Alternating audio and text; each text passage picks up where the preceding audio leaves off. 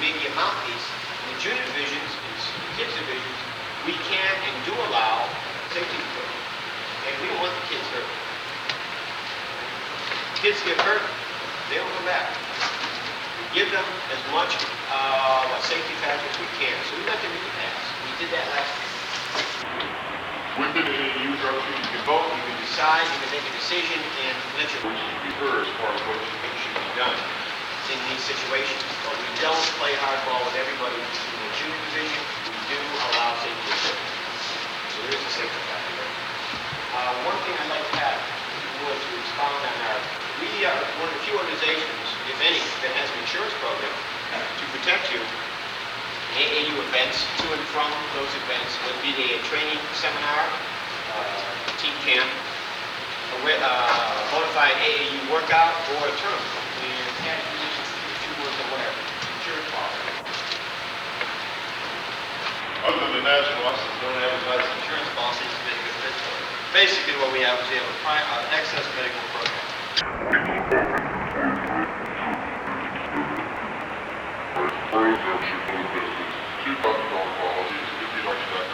If you're in, okay, at a sanctioned event or going to or from. But it pays for your own insurance.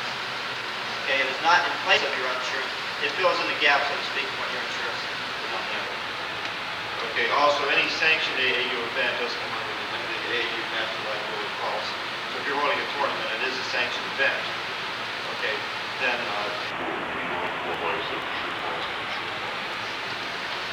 I know a lot of karate guys don't buy insurance policy for the tournaments, but international a lot of maintenance. Those guys brought that. So it is an additional protection there. Considering the cost of sanction fees, a lot cheaper if you run it yourself. If you ever try to buy that kind of insurance, it's not exactly cheap. Brief explanation of what it is. Also, as far as the junior program goes, we have more divisions probably than any other tournament structure in the United States. So we may have a junior division, we may have a UE division, we may have a girls division. That's a junior or heavyweight, lightweight. In AAU in the national championship, and then going for the All-American Award, which is a very prestigious award through the AAU. People like Mary Decker, the track and field star there. They have won All-American awards within the AAU structure. When it comes to that, we have 102 junior divisions. Right? Every age group from 6 years to 17 has their own division. So all 6-year-olds have their division. All 10-year-olds have their division, both male and female. Right? For kata and weapons and fighting. So you won't see in some cases where a 14-year-old kid is fighting a 12-year-old that's this small, and the 14-year-old's bigger than me. 14-year-olds stay in their own division. Right? If there is a weight differential, we will take that into consideration. Right? But we're not going to have the discrepancy of a 10-year-old fighting a 13-year-old or a 6-year-old fighting an 8-year-old or 9-year-old. All 6-year-olds in their division, all 7-year-olds in their division, 8-year-olds are up to the age 17. 16 and 17 in the junior division has a mandatory kata division, open kata division, and a fighting division. There's not that much there. There. But all the others are based on age, sex, right? And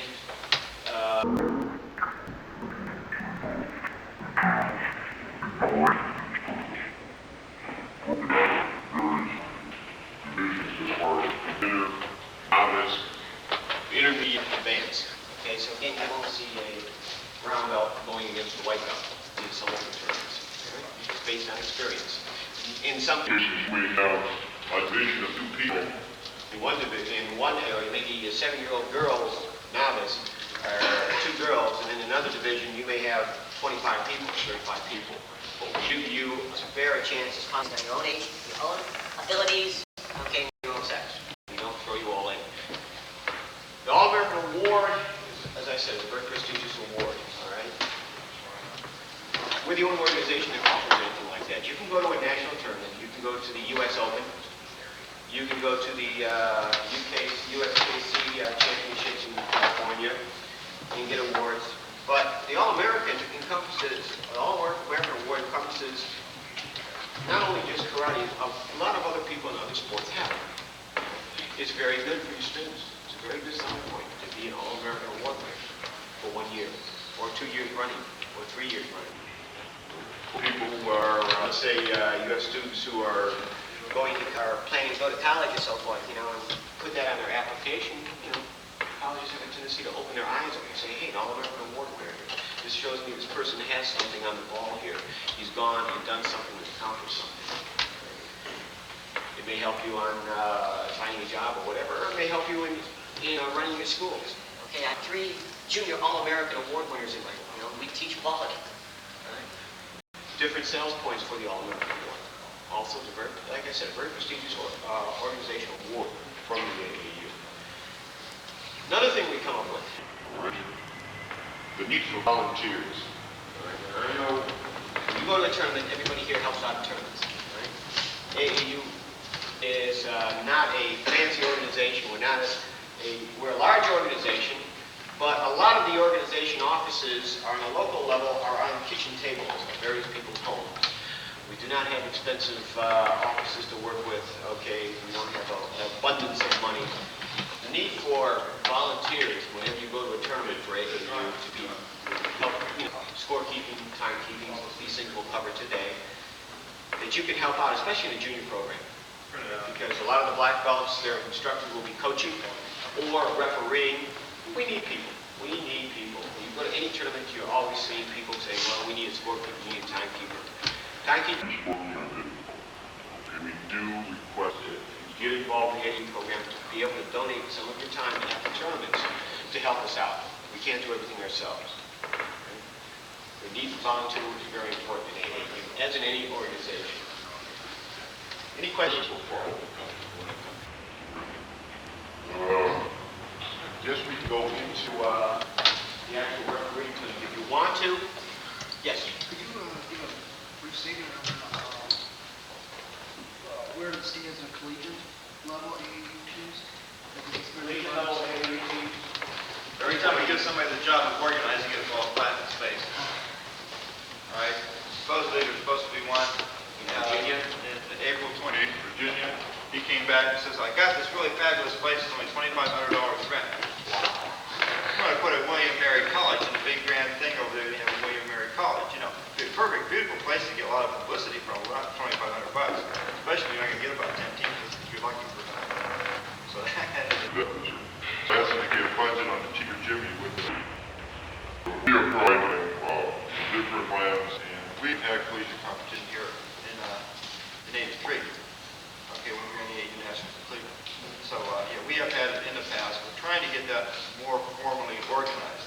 But it's very hard, very difficult, because, we need somebody, again, that can put the thing together and take it and move it. One person can only do so much. so yeah, we definitely want to These are programs, and we're still experimenting or discussing concepts of doing it. Can you give me how many universities in the area are now have In what area? in Ohio? No, Most I don't have universities having I would suspect about every college and major university have at least one. The problem is if you do collegiate, you have to find they have to be students in university. That's one thing. Then two, it has to be the official university club, or you just can't be a club on campus. And then there's tons of collegiate clubs. Now we could run a sanctioned event just for college clubs, but then you can't say this club represents that college. So it depends how you want to set it up and how official you want to be. because you bump heads With the universities at some point. They got to designate who's official. Okay. As far as team competition too, as far as the team pool goes, as I said, the first 4 places of each division at the Nationals, okay, in the advanced divisions, go into the U.S. team pool. In the junior divisions, okay, the first 4 people of each junior division from age 13 through 17 go into a team pool. I should definitely told you about that.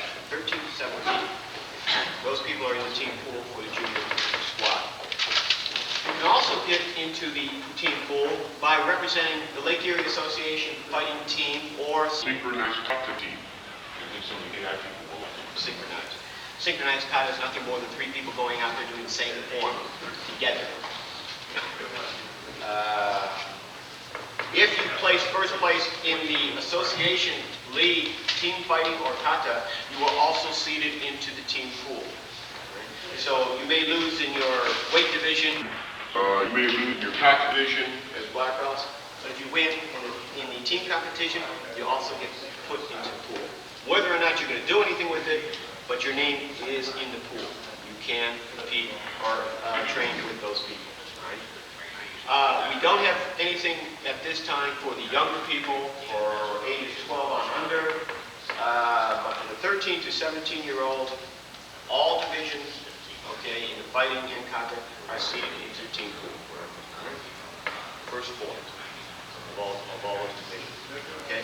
Again, it's a matter of getting as many people as we can involved and getting those people trained.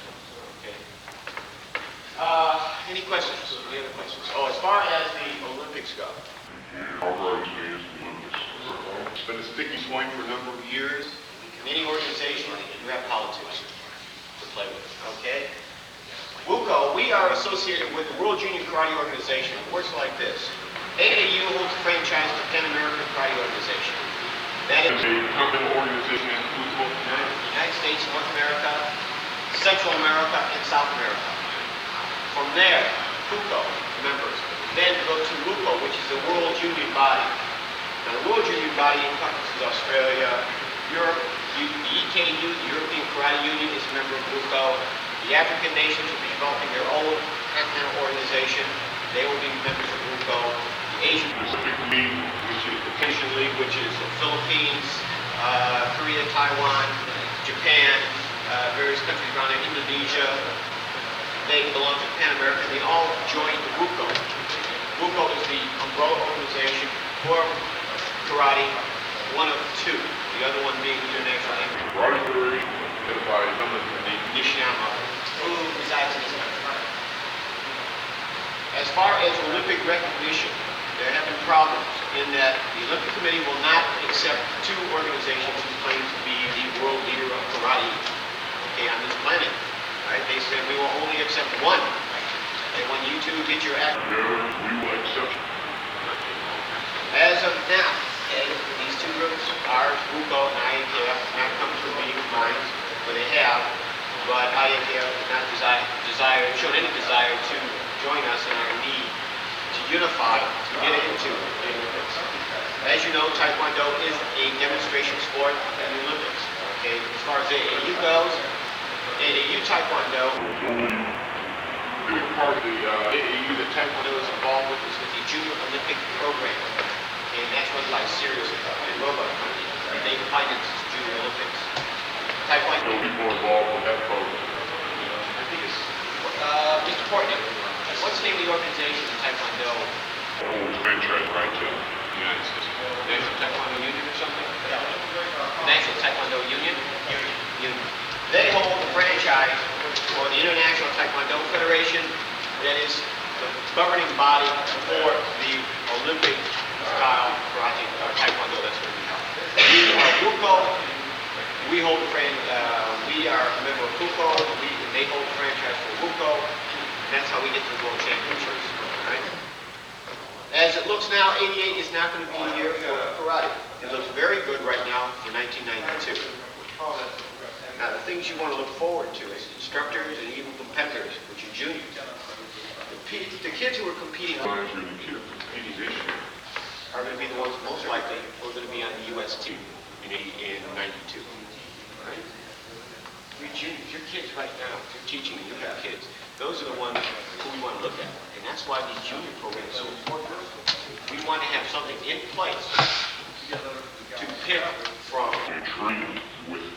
So when the Olympics Do come, we have a pool from which to represent the United States. And that's why I like the idea of pushing that junior program more than the senior program at this point. The kids are our future. They're the ones that are going to be competing in the Olympics. If that's one of the goals that you want to have, is having somebody in the Olympics. The junior program is the program that you get involved in.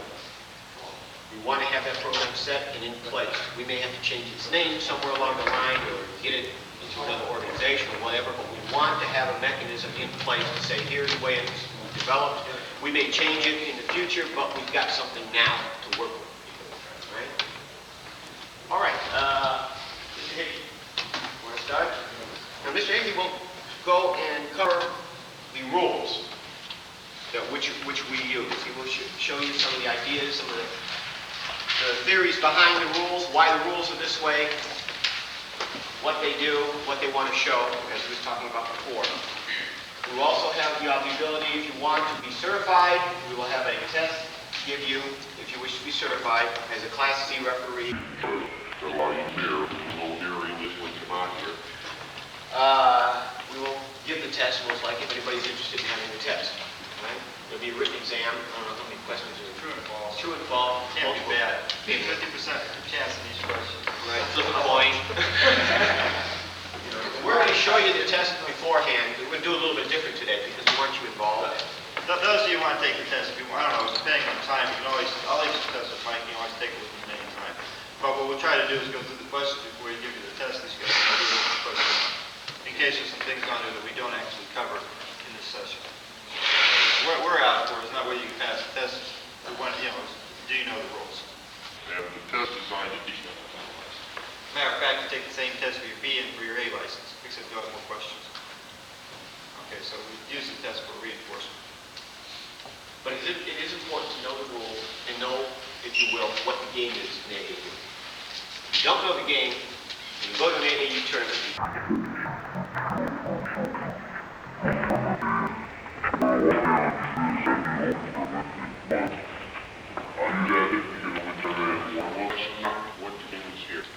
so it's important for you to know the rules, know the ideas behind the rules. They say sometimes a good A referee, a good international referee, can take the rule book, read it, know it inside and out, and throw the rule book away and run the match fairly.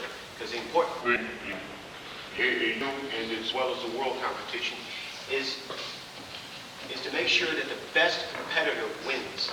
Okay? The best competitor, and have the most fair match. Right? So the penalties are there to make sure that the penalized person isn't the loser because somebody says, well, that contact was no problem, that wasn't that bad, the guy can go. Okay, he should have got, the other guy got a point, whatever. We try to try to make sure that the best person wins. The best competent person wins, and that's the whole idea behind the rules. Right? Bukala, you said rules? The rules that we use are identical to the WUKO, World Junior Karate Organization rules. Right? We don't go up and make up our own rules, then go to WUKO and have a different set of rules for which you have to work with. All right? We give you the rules up front so that you can take these back and go back to your dojos and work those techniques. And if you're interested in AAU, understand the rules, know the rules, and train in fraternity Within the rules that we give you. Okay. Also, then it's important to learn the Japanese terminology, correct? Japanese terminology is important for two things. Internationally, it's important. So, for example, you need some sort of international language. If you've got a member of the, let's say, Egyptian team here, and a member of the Taiwan team here, and you're the center referee, and you're from the United States, and you don't know Egyptian, you don't know Chinese, You walk out there, and you say, hey, don't kick him in the knee. So the Egyptian will look at you, scratch his head, and say, what? You know? So it's important, and if you say, okay, Egypt has 1 point, EPOM, 1 point. Or you need some sort of international language that everybody can understand. You need some sort of gestures that everybody can understand. So that this guy here knows what you're saying, this guy knows what you're saying, and the people in the top row of the bleachers know what you're saying. So that they know when you put your hand up this way, you mean EPON for the man from Egypt. So you need to know the terminology, the Japanese terminology, on an international basis, not that necessary on a local basis, and not as necessary for a national basis. We can use the English versions, okay? For example, you have white and red. Okay, red, 1 point, EPON, okay, or red, half point, whatever. Ready, begin. Okay, you can't do that. And we do stress that sometimes in the junior divisions. Because The junior division is very expected. because the kids do not understand Japanese. Okay? You'll find a lot of children from various other systems who do not have, well, let's say we have a lot of Taekwondo people in our karate program, okay, who don't understand Japanese. All right? They only understand Korean or just English. So we push English in our local and some. Got to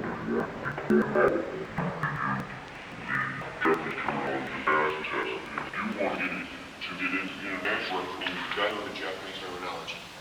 Right? Why do they use that half point system?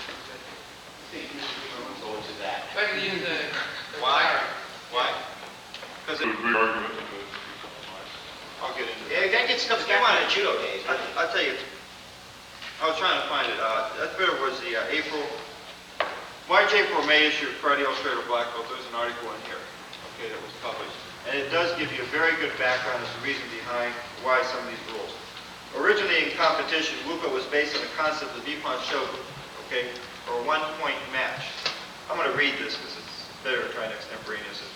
Or 1 killing blow. A killing blow to the target area given with the correct requirements would score an Ippon and thus a victory. A technique which was deficient in one of the criteria scored was Wazari. So originally they had 1 point victory, okay, and they let you go half point. And what was happening is everybody's calling half point, nobody calls Ippon. So let's just get rid of this. Let's just have points. So they went to a 3 point match. Okay, then that didn't really satisfy some of the traditionalists who felt that you're getting too much of an open type judgment. We want to get back into karate. We want to differentiate the fighter, not just that he's good, but that he can fight technically well. Okay, so they want to reward the more technically proficient person. This is supposed to be karate. You're supposed to fight with karate, right? Not good American species. There's a difference. So the first competitor to utterly cut down the opponent was declared the victor in that situation. Wazari, 2 Wazaris, and figure, okay, you killed the guy, that's it. Now, what happened, okay, when you went to 3 Ippon, and where the confusion came in was, okay, first this guy killed him, then he killed him, right? Then he killed him back, and he killed him Back to those guys killed 3 times, but he won. So that really didn't fit. The concept of Ippon didn't fit the method used in scoring.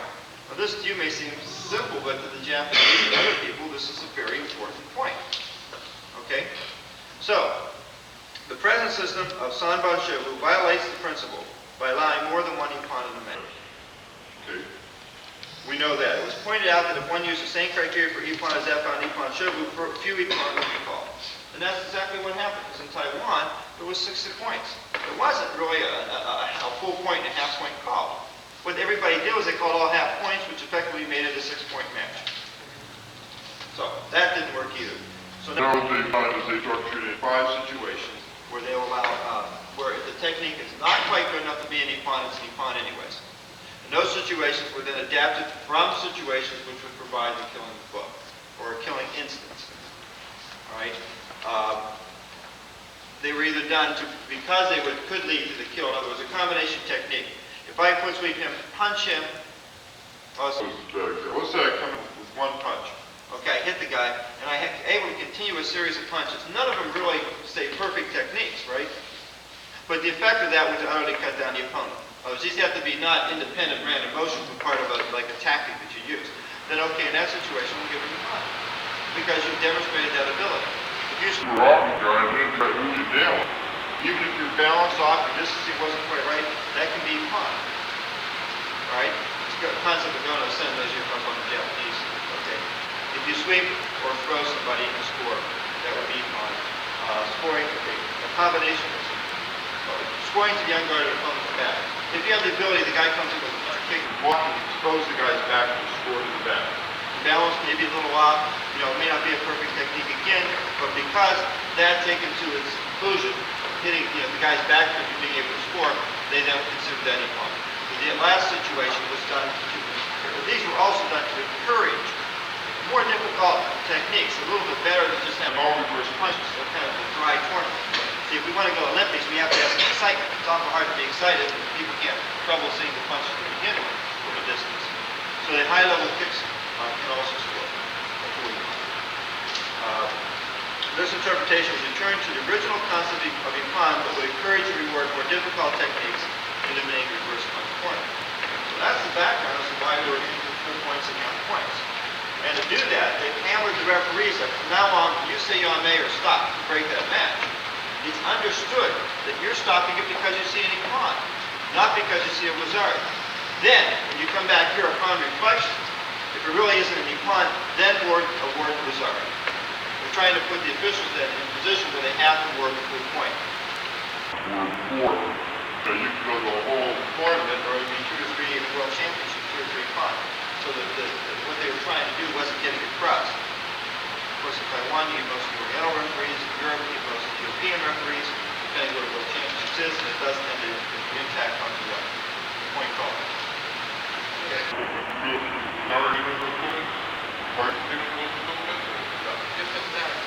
Yeah, and the deal using Japanese, first off, not that many words, okay? Secondly, most of you probably heard them anyways. Other sports, judo and other sports they get into it, so don't let the Japanese scare you off, teammates. Some of the Japanese words we do use because of the okay? So that's another, so these sometimes help us give us a better framework, because when we do this and associate the concept with a particular word, and if there's no, like zanshin meaning remaining mind. So if you punch the guy, does your mind remain on your punch? That's the way we would look at it, but it means your mind remains on attack. But the punch becomes immaterial. You want. See, remains not with the punch. Okay, but with the carrying forward of yourself. So like if you walk and you stumble, you think, boy, I stumbled. And you keep looking back where you stumbled and you walk into a wall. Your mind remains with the stumble, right? But that's not what so the remaining mind is a translation of that word, literally, does not really carry the same concept that, in English, does not carry the concept over from the Japanese. Okay, before you start, if anybody wants some coffee, this is brewed the first cup of coffee in the coffee maker. So, if you wanted something, anybody want a few minutes to, just want me to get started right into this stuff. All right, you guys.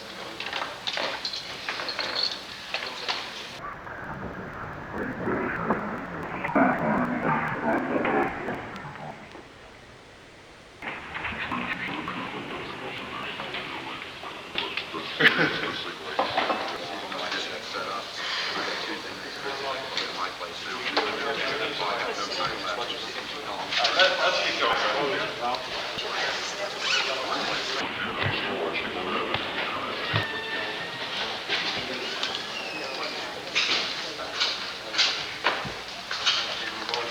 I don't want to spend a lot of time talking on these things, but I want to give you a good, at least a half hour or so of background in here. Some of you guys have been through a lot of this in more detail. I think a lot of this you can pick up if you One, these are the national handbooks. They have the U.S. regulations and the rules. All right, so if you want to know what divisions we're running and all that kind of stuff, it's all in here. If you want the most up-to-date version of the local rules, it's in the back of the book. Do you have this one here? Yep, they're $5. We're going to give you, I can get, give me 4 of them. I can sell a bunch of them. One other thing, though, while we were here, I'd like to tell you who Mr. Hickey is, other than some of these who don't know who he is. Hickey is the secretary, sits on the executive committee of the National AAU Karate Committee, and very important man in AAU. Okay, has a lot to say, a lot of knowledge. He is also international rated WUKO referee. Went to the referees meet in Maastricht last year. And he got his certification there, so he's an international level referee. He did referee at the World Championships. He knows his rules. He knows them better than me. But that's another story. Well, you see, we brought a whole bunch of people over from the United States, and there was just a great stone wall there that they didn't want to see the United States get all that many referees. Fortunately, Mike was one of the ones that ended up. Not so much because of ability, but we ran into a pretty heavy political block. We came over with 13 people, and I didn't quite appreciate that. Bear in mind, Europe had 40, but that's a different story. Well, we do things different in the United States. We expect certain rights, certain privileges, and that, and they don't happen when you're overseas. Is that really that different, the way karate practice In a WUKO referee course, if you sneeze the wrong way, you're liable to find yourself out in your rear end. Because they have no So we should give a license. you got to prove to them. Remember how restricted the AU licensing procedure used to be? Yeah. Well, that was a direct way they ran it in WUKO, only worse. Oh, I see. Right now, if you walked out there just like me right now, you'd be thrown out. I've got the wrong color shoes on. Not only that, I gold got buttons. gold buttons. Of course, I wore my good jacket, so I got gold buttons too. But I got criticized for that. I really did. See, I wore this to sign up, and I put the silver button jacket on for the course.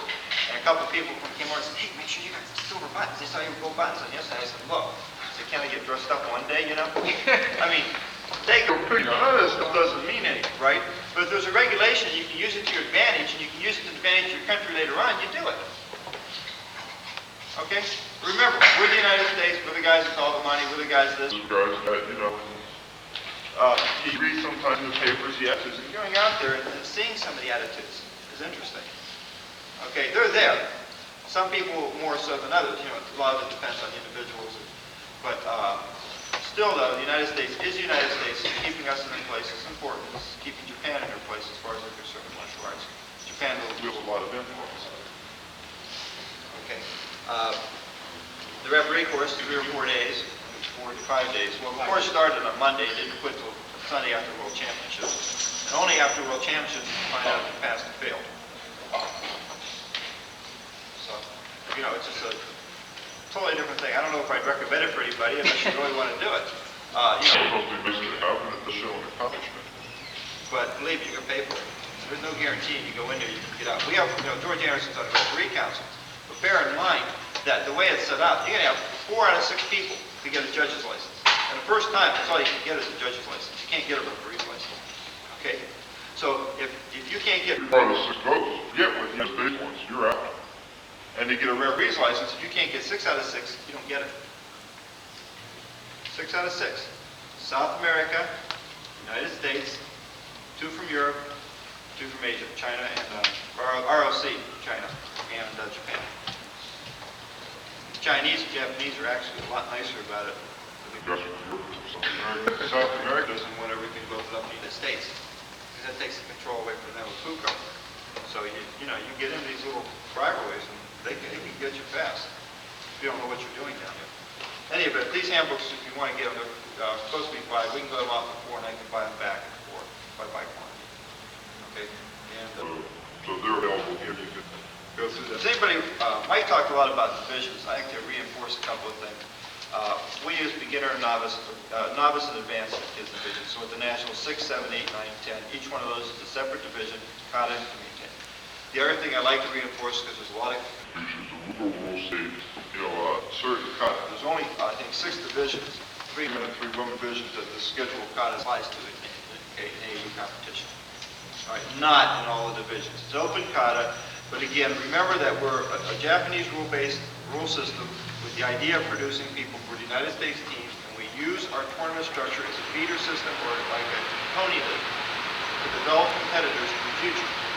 Junior team, you know, we're looking not just what we're going to do in Australia, okay, next year, 86. We're also looking at what we're going to be doing in 90, 92. Where are those two things going to come from? They're going to come from the young guys. The old guys are going to last that long. Might also bring up who the junior team is fighting against. So, that's why, you know, we talk, I want someone to write me a letter about Taekwondo. So why your son does real good Kata, wins all over the place, goes to national, does Taekwondo, form doesn't win. I said, well, there's definitely a bias in a karate, just the way the karate structure against the Taekwondo style form. I said, I suggest that if you continue competing, that you know, consider having your child do a karate Kata. Is that good? You use the talent. All right? I also told him that in Taekwondo, you can't do karate Kata at all, so at least we're more able than any other sport. When we get nailed for not doing karate Kata, we let the Kata in. But we know that there's a genuine bias inherent in our system. Okay? where in the other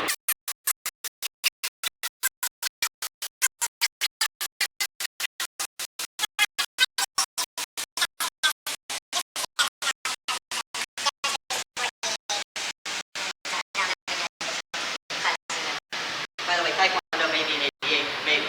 realistic. And also, no guarantee for 1992. It's a one-shot deal at this point for that sport. Okay, so those are a few misconceptions that we run into. And I just wanted to clear the air that because every time I talk about the local rules, the guys see us schedule cut it. It's all...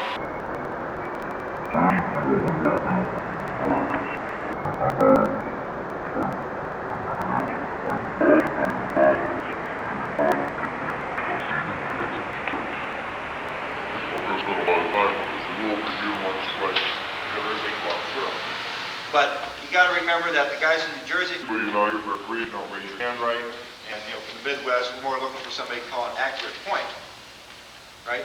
And that's what we want to be able to do, is call an accurate point. We want the person who should win to win that match. And that's what all this rules and everything else is for.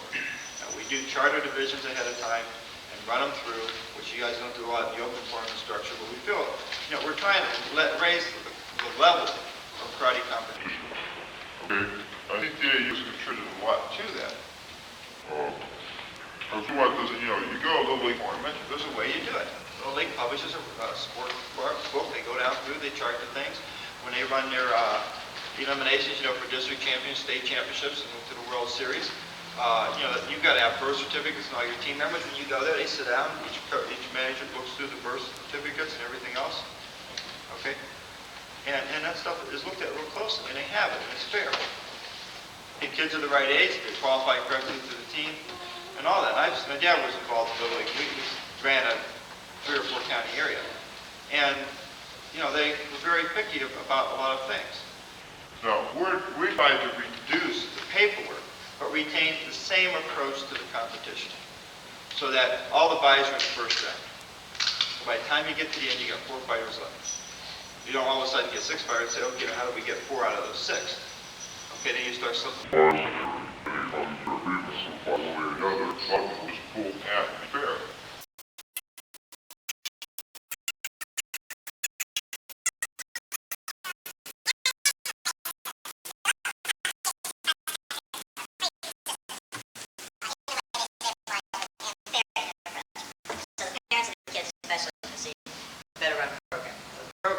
As good as the guys are. And I've had that asked, well, coming to AAU, how can we be sure my students won't cheat? Well, if you guys are the judges, who's going to cheat? And that's really the name of the game. So your AAU competition would be as Good as you make it, but the people also locally, we're going to have a qualifier April 28th at Memorial Hall, University of Akron. Okay, I think I've got most of you guys' names on the mailing list. I've been mailing some of you anyways, even though you haven't been supporting to date. We're here, we're going to run the program. If you'd like to come in and help, that's what we're looking for. We're not out to tell you to run the gyms or anything else like that. We haven't done that before. I think we've had reputations of being pretty harsh at times. I think sometimes our bark worse than our bite, but we're fighting for something, we do fight. And we feel that what we've learned in karate will take over and use in our everyday life. So we moved to take a firm hold on the AAU. Try to structure this program so that it is a countrywide program. Where before, it was basically regional areas, and regional areas would influence it. And we're still bucking heads against people who try to develop a regional control and control access to information. And we don't agree with that type of thing. We want it to be open, to be an AAU, an amateur sport, a nonprofit organization, and the things that go along with it. Which means you don't ask, please don't mail the clubs in my associations that will be able to control politically, so I don't want them to have any information. And I've had requests like that from 2 areas of the country. At this point, they're trying to build up their own little kingdoms. And I don't see how that, in the end, is going to be good for the competitors in the program. Maybe good for them politically. I like the table here. I always pick this stuff up and down on the floor. Any questions on that? And I'll get right into the rules. But I'm going to maybe give you a little different way of saying what Mike was saying. On the committee table, well, we have like 2.2-minute matches. And time starts every time Referee says Hajime, and every time he says Yame, it stops. Okay, and we sort of, this hand signals matter designed to indicate what's going on in the match. So if the guy says Hajime, he steps back. If he says Yame, he steps forward, indicating come together and indicating a separation. We don't go out and pull the guys apart unless we have to. See, they're at the point where you have to pull them apart, you can just throw them out of the match. All right, we do have that kind of power and we do back it up. But what we want is the referee has to be able to give clear, sharp commands. Whether you say Yame or stop, okay, if it's everybody looked up, right? Some of you guys writing, your heads just keep right up in the air. That's what you want. Command of the match area, an exerting command, the competitors will respond. And when you're in a big ring, and this has happened, at the World Championships, there's 3 rings going. That's it. You got 5,000 people in the stands. And those 2 people have to hear your your commands. Because they're not gonna watch you, are they? If you're fighting, you watch the referee, you gotta hear him.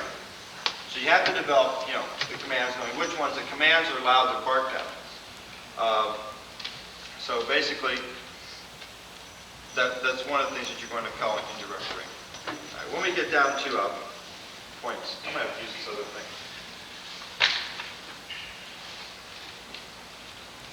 I got my pages memorized. Memorizing eyes like that, for this. Page, and I can't find it. All right, we want to know what the difference is between Ipan and Wazar. I said before, if you remember, when you say Yame, what do you have? Stop. Well, you have a stop, but why do you say Yeah, Yame? We're Ipan. assuming it's an Ipan, right? So therefore, we got to know what is a requirement for Ipan. Now, there's 6 things that they stipulate in the rules. Now, those you should have memorized. That's one thing. Okay? If you're memorizing, when somebody says, why did you call that an Ipan? You say, well, vigorous application, proper distancing, good zon shin, right?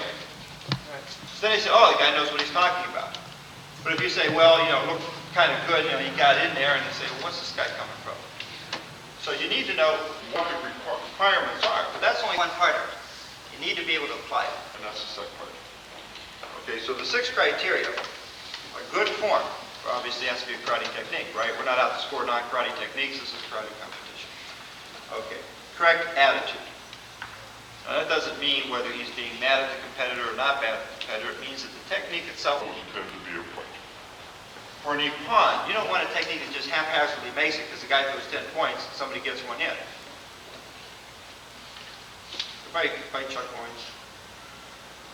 How's he fight? He throws a barrage of punches. He's thunder punch, right? He throws a barrage of punches and one of them lands, he gets a point. That's his fighting style. But that's not necessarily the same type of fighting style they're there. They're looking for somebody to time won't hit. And then that technique be the Ipan or throwing blow. That's the technique they want to elicit. Okay? Or obtain. That's the goal or the epitome of the technique they're trying to reach. Doesn't mean that all techniques are there. Believe me, they're not. All right? So that's what we mean by correct attitude. But the technique was intended to be a point. The fighter controlled the guy and scored. Okay, vigorous application. Now what's that mean? International competition means one thing, national means another, and with 15-year-old novice girls, it means something else, doesn't it? 15-year-old beginner girls are not going to have the same type of vigorous application behind your technique that you'd expect a black belt. So I'm going to take this as I talk from the standpoint of the national championships, okay, which is run very close to the WUCO, close you're going to get to WUCO type competition, especially in the black belt divisions or advanced divisions. So bear in mind that my comments are going to mean for that division, and then I expect you guys as experienced karate people and officials in your own right to be able to back them off to what would be reasonable for, like for brown belts or beginners or kids to have an understanding of that. Okay? If you haven't done much, if you've done a lot of officiating, you know what I'm talking about. If you haven't, it's a matter of experience. Okay, we have proper timing, right, and correct distance. I don't think that needs too much explanation. And we have the concept of zanshin. Now, what does zanshin mean? Well, let's get to that. But, right, let's take those requirements and look at them one other way. Okay, taking the same things, you must have correct distancing so that when you break your opponent's zanshin, you can apply a temi with kime. How many people know Japanese? How many people have Japanese backgrounds? Everybody knows what kime is, don't you? That word everybody knows. You say focus. We're not sure that focus is the best word to define kime. All right? When we say focus, what do you mean? Concentration To what? to the end result of your technique, With what? with your extremity, whatever you use. But, Intention. The mind and heart. Okay, yeah, your mind and heart. We have like here, if I get put your foot out. And a good friend, make it a little longer so we can get the angle. All right, hold your punch out. All right, you want the mind here, right? This is your target, right? So this has to go to the target, this has to come to the target, and a line from here, your hara movement also has to come to the target. Right? That's good. This is the classical pose of Ipan. All right, now you can see right now that if you roundhouse kick him, you don't have. How to do you? No. Okay, or a front kick. A front kick, you can get that. Okay? So you see, this is the problem. But they have, those are the only things getting you punched, and then they wouldn't call. So, but what we want to do, yeah, we're focusing in some sense. Oftentimes, when we use the word focus in the United States, We're talking about everything and narrowing, not just our mind, our strength, everything but our point of view, right? We're narrowing it all that down. But kime doesn't mean that your mind necessarily narrows. While your whole body, energy, and everything is concentrating on this point, you can't, with your mind, concentrate totally on this point. That's also, what? Dichotomy of terms? What's the word for that? You know what I'm trying to say? All right, so we don't like exactly the word focus all the time to define kime, although it's one everybody uses. Because as long as it's understood that we're not narrowing our consciousness to the point that there's nothing else. You see, because we have another criteria for Iman, and that's zanshin. All right, and we're going to get into that in a second. So I said, you must have correct mazin is the word, timing and distancing. Okay, so that when zanshin is broken, you can apply temi with kime. Everybody know what a temi means? Temi means vital stroke, killing technique. So in other words, for a technique to be effective, it's got to have proper kime, attack a proper target where carried to its ultimate conclusion would ideally cause what? The disablement or death of the opponent. So you have to attack the appropriate target. So what we have here, targets being head. Okay, we don't say it just says head. Face, neck, this area here. Bear in mind, we treat the throat differently. Throat you can't score, but you can't touch. That's the only area you can't touch. We're going to talk about this with touch and contact. And that again depends on the experience of you guys. Okay, chest, abdomen, and back. We don't include the shoulders, so there's an argument about how much. Part of shoulders. That's an national argument. But the back is a scoring area. We want to eliminate that. Okay? So nothing below the belt. So we know now the areas that we can apply a temi or a vital strike, right? We know you got to time to guide this is the guy. We assume it's a karate technique, so that takes us to the other criteria. Now, okay, zanshin. Everybody gives, we say you're supposed to have that. When two fighters score, or fighting, okay? And you're like this. Now, what? The guy's got a timing, he's got an attitude, right? Now, if you can trip his mind or make him attached to something, right? Like, you're going to kick and you come with a punch. You do that, right? Make the guy think of one thing and start to react before you do it. He becomes attached to something. His mind doesn't remain on you. Okay? So your remaining mind, and again, like focus, it seems to me you're remaining on what you do. So if you hit the guy, your mind remains there on the fact that you're hitting. That's not what they mean when they say remaining mind. Okay? They're trying to get the Japanese concept into English. What we're saying is, although you hit, your mind remains in the situation of where the hit is incidental, or the punch is incidental. In fighting, as you attack, the guy moves, you go. Sometimes, you don't think of what you're doing, and you fight the best that time, right? You don't concentrate on it or attach to, oh, he's going to punch me. I got to block that punch, and all of a sudden you become very tied into the situation. So you try to break his zanshin, his concentration, if that's what you want to call it, his impenetrable posture, not posture in the way of where his back straight, but the way he's conveying himself. So you break that and you score, and you keep yourself, so to speak, you carry with, so that after the technique you have the ability To you prefer to cut and blow. They say, okay, zanshin is you cut the guy's head off and you watch him die. Okay, so you cut the guy with a sword, right? You watch him die. You're watching him die? Is that what you're doing? If you're watching him die, you're remaining with the fact that you're killing him, right? Why are you watching him die? You can answer that, you know what I mean. Why are you watching him die? So he doesn't get up. Exactly. Don't get up. See? Make sure you kill him, right? Right. If he's not dead, you can kill him again. Right. That's the idea. Does that make sense? Yeah. That's the idea of zanshin. So that's important. And if you really study or read up on swordplay, you'll find that concept is, Or at least with the samurai sword, you'll find that concept is talking. And that's what they're talking. So you see, again, zanshin literally means remaining mind. But we have to look at it in a sense of examples to try to convey the idea because we have no English equivalent for that word. You can call it a senses, heightened sense of awareness of the opponent. Sometimes you fight, you feel it, like you're, really deep inside, you react. Becoming one with your opponent. Yeah. But so that's really the criteria for Iman. Another way of saying What is an Iman? it's what? Vital strike, right? With what? Pardon? Moss? My, M-A, M-I-A-A, M-A-I-A, M-I-A-I. I forget how to spell, to be honest with you. M-A-I-I. Right, just start this. We'll throw timing in under that. So, You want to continue with correct timing and distancing. with correct application of the strength or force of the blow, okay, and Zanshin, being able to continue. So now, you see that? That can have some implications. One, roundhouse kicks are hard. Already have that. So if you don't have or recognize a roundhouse kick, well then your competition can get kind of boring. If all you can do is reverse punch and front kick.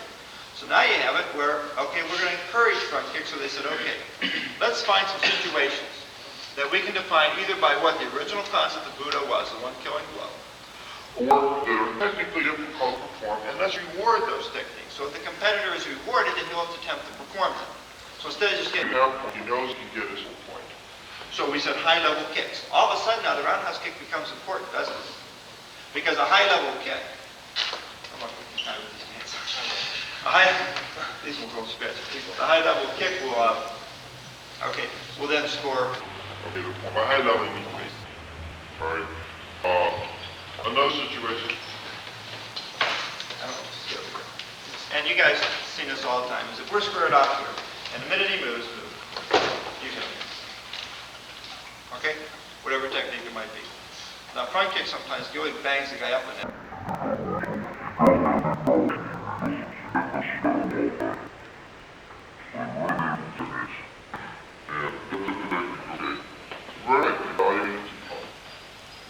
So it's a little deficient there, but they're going to, take it up, and it makes more exciting competition. The other ones were, okay, change it. Sweeping, but I don't want to bang or shoot. Sweeping and punching, right? So a lot of times when you sweep the guy, you might be turned over a little bit when you hit him or something like that. All right, so right would say that's not good karate technique. You have shown the ability to utterly cut down the opponent. Another situation, okay, is I hit him here, he backs up. I'm just slightly off balance, but I have 3 scores in there, don't I? Now I can look at that whole technique or tactic and say, okay, that had the ability to cut him down in front. That means you can't say Yame all the time, right? Yeah. Because if you say Yame at the wrong time, you're going to... If a guy comes in, and his idea is a back fist here, and then come with a really good punch under here. So he does that. That back fist gets in. You say Yame on the back fist, and he comes here. What happens? He loses the concept. He gets a half point when he could have got a full point, right? We're assuming this wasn't quite Ippon quality. So a referee can control the outcome of the match by when he says Yame. Not only that, if I can take him out of bounds, I get... Right? So if the guy's going out of bounds, and I hit him to get in bounds, I hit him here, and I'm coming with this technique, and you see Yame before he goes out, I lose the out of bounds. So we don't want you interfering with the tactic to earn it out of bounds. So the referee, again, when you call Yame is important. And it comes out of... Out of those criteria.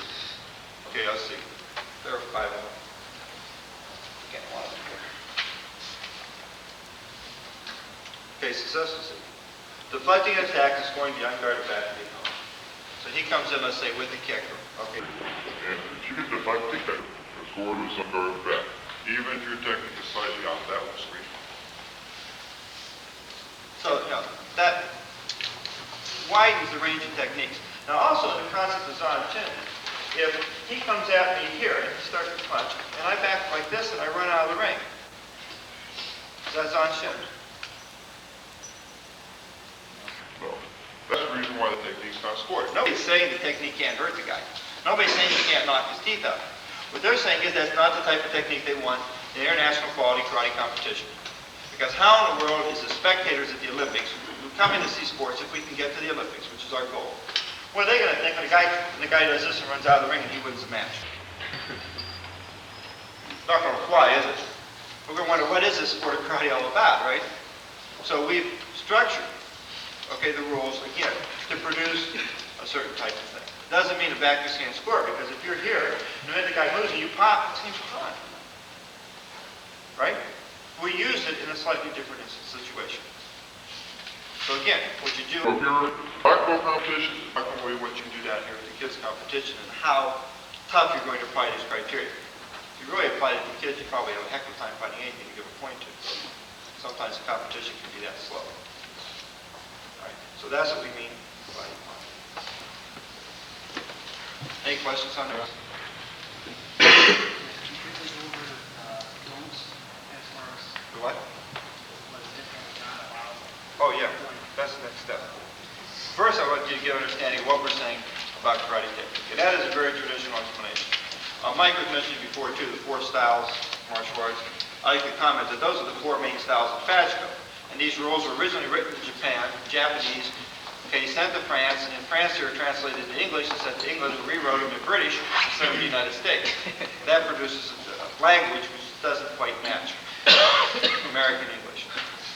All right, and that's the real history of how they came, of how they traveled through and got to us, and we were involved in rewriting them. technical conference, and that's what that article was that told That's I think the March, April, May '84 issue. I think it's Karate Illustrated, but it is a pretty good article as far as background. Okay, a wazari is awarded for a technique almost comparable to that needed to score Ippon. The referee must Carol must go for Ippon in the first instance and only award a wazari in the second instance. That is, again, that's what we're pushing the referees to do. Yes. Could you spell that, Wazari? W-A-Z-A-A-R-I. Waza-ari. If you were to... Sorry, as everybody says it.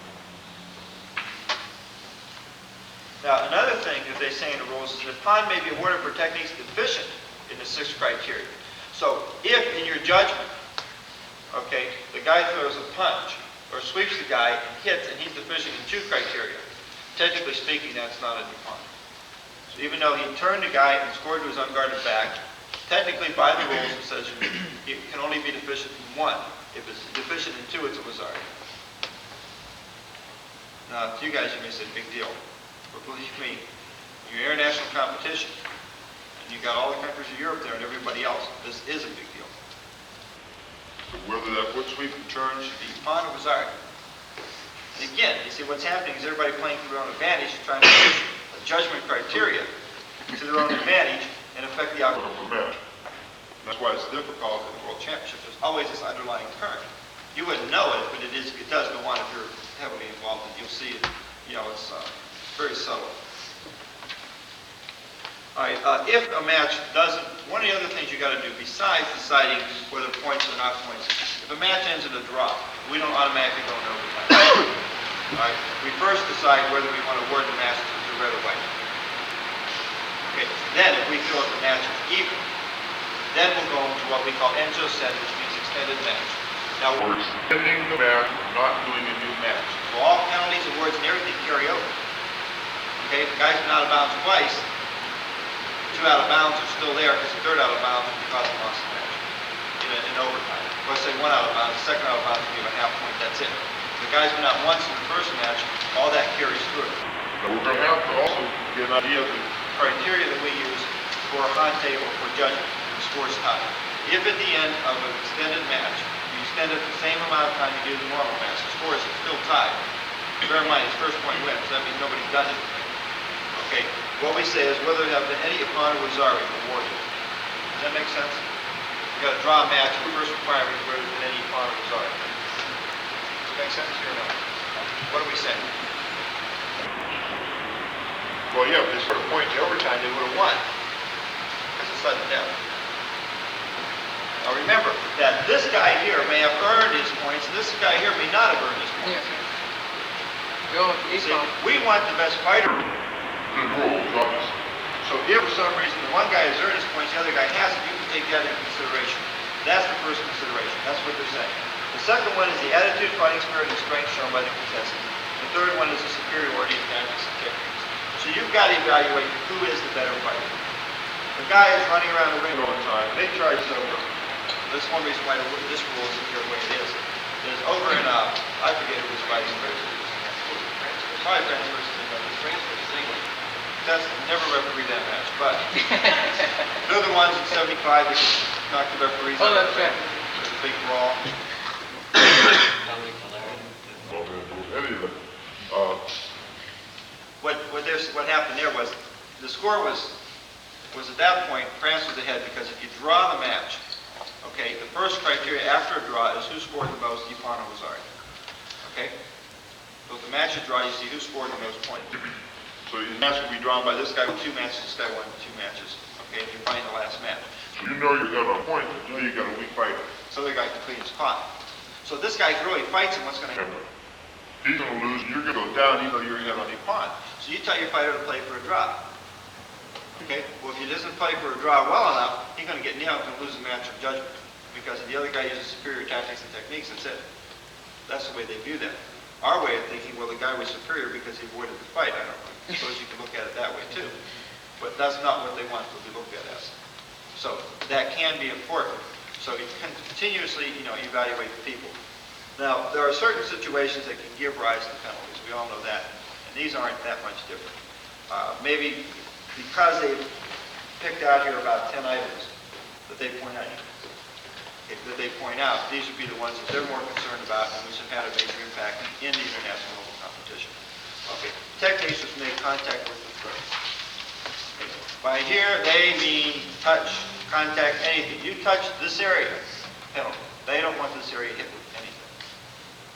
Okay, that can produce a serious injury. The second one is techniques which make excessive contact, having regard to the scoring area attack. We could argue all day here what contact is and what it should be, and when a guy hit somebody too hard and when a guy didn't. I don't think it's going to be awful hard to ever get everybody to agree. But there's one thing I think that everybody would agree with. All right? You're running into this. The rules say no contact. And this is the final match of the evening, and you got everybody there watching, and this is the grand champion, and the guy goes like this. Do you really want to award the match to the other guy? The guy got it. On that line of contact? No. Can I ask a question, to be honest? How many of you guys have ignored that when the rule said no contact? Huh? I'd say more of you than are willing to admit it have ignored the line contact and awarded it because you really didn't feel that was a fair thing to penalize. And this is what the problem is. See, Japan, okay, contact. Oh, hit the guy as hard as you want, as long as he's not hurt, there's no contact.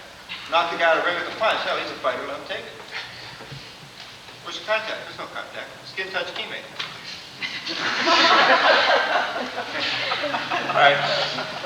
But you see, okay, then over here, oh, just can't touch. Oh, we get kids, no touch, no touch. You know, what happens is everybody tries not to touch and the kids get blasted anyways, right? Because you put a restriction on them that they're trying to deal with that they can't handle. And sometimes saying no touch at all encourages a penalty. You know, because the guy throws a technique here and you don't score, and he throws it here and you don't score. Where's the next one going to be? Face. It's a penalty. That's not fair for the guy either. So you got to realize what you're dealing with.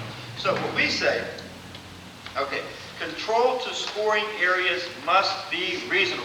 Now, who determines reasonable? Center referee. The referee panel. The whole panel.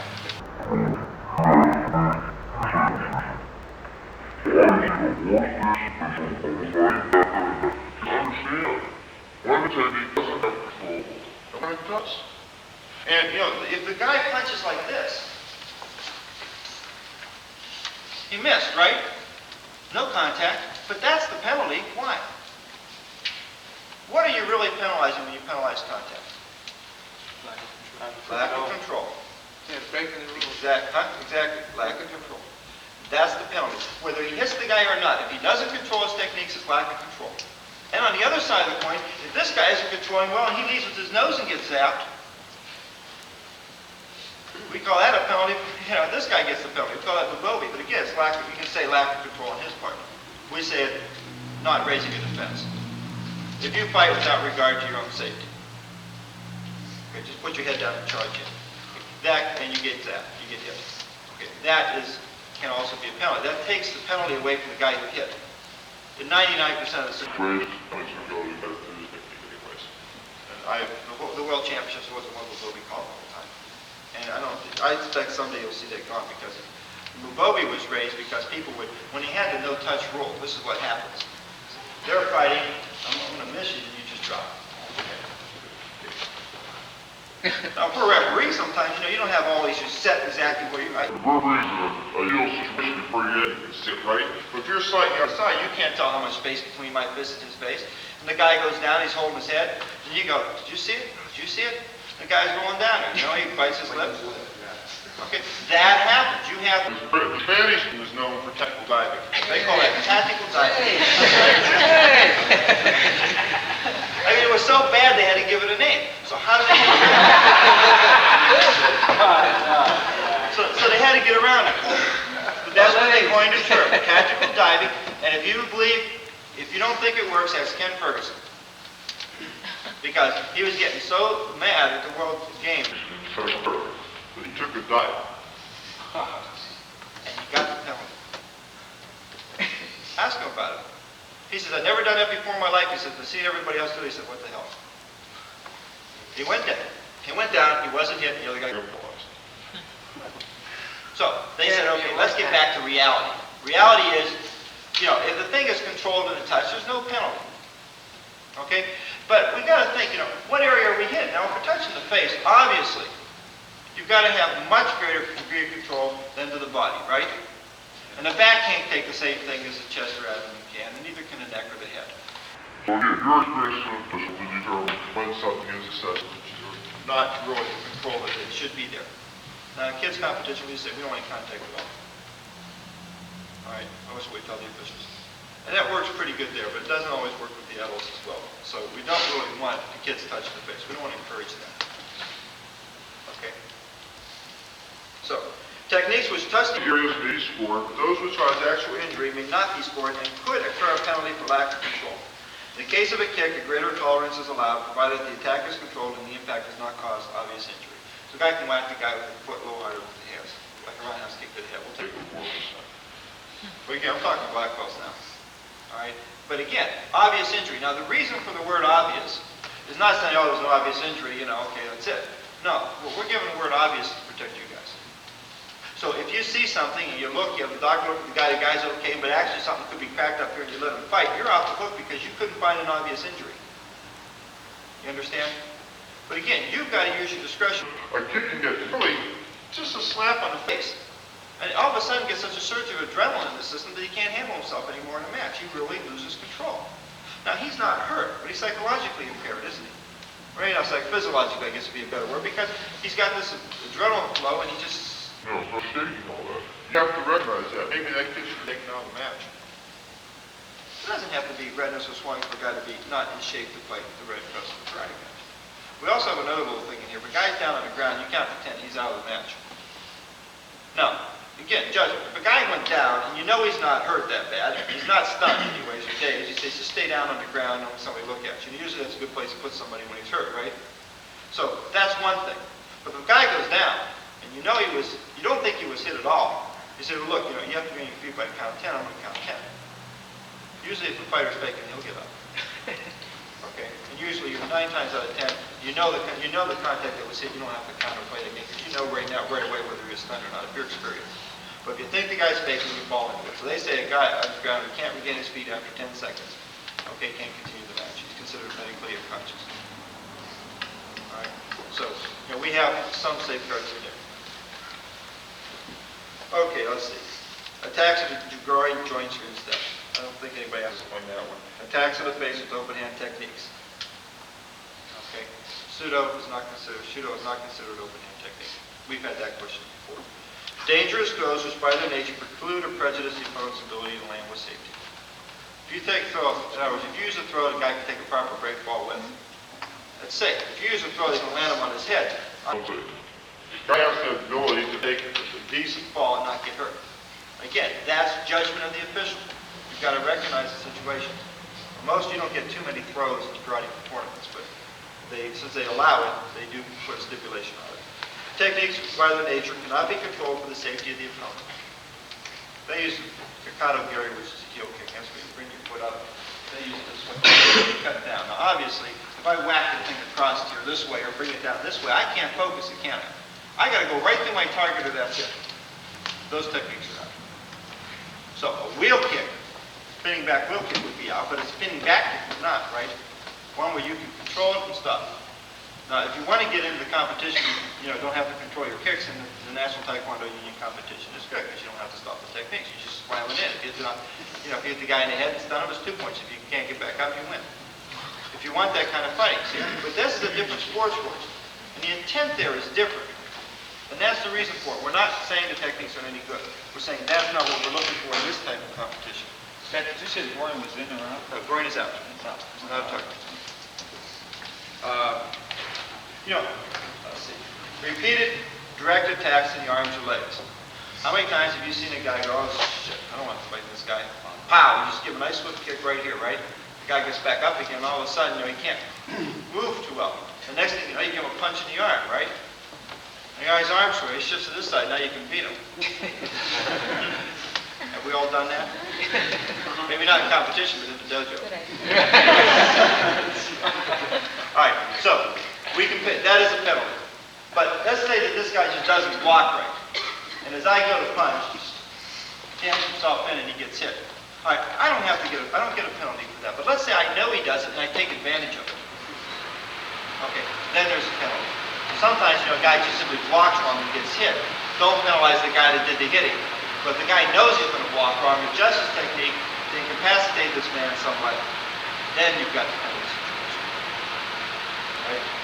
You guys have to not only determine control and intent. For that matter, if the guy tries to hit somebody, his intent to hurt the guy, that's as much as the penalty as hitting the guy in injury. Repeated exits from the competition area is stepping out of bounds. Yeah. I have a question on the techniques that you said were not allowed, the spinning technique. Any technique that you can't control at the target point. Okay, if someone does that technique and it's off, it's not even close, is it a penalty or is it only a penalty if it's scored?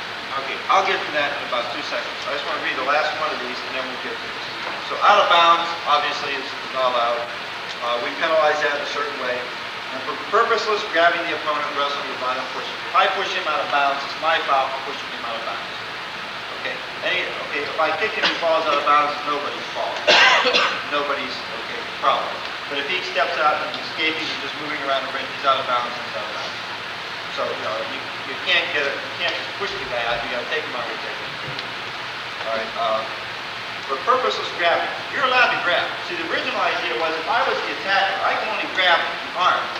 I couldn't grab the gi, but the defender could grab the gi. That's the way the Japanese understood it.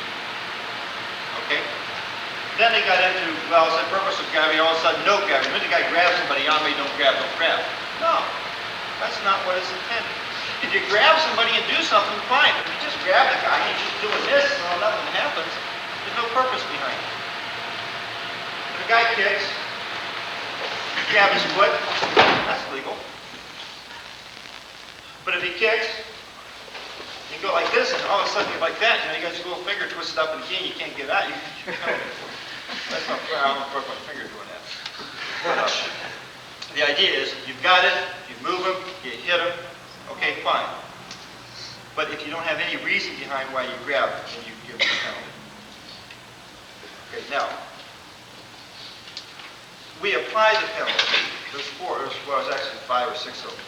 If somebody does something, like in your situation, okay, he throws a kick and you just say, stop the match and say, sorry, that type of technique's not allowed.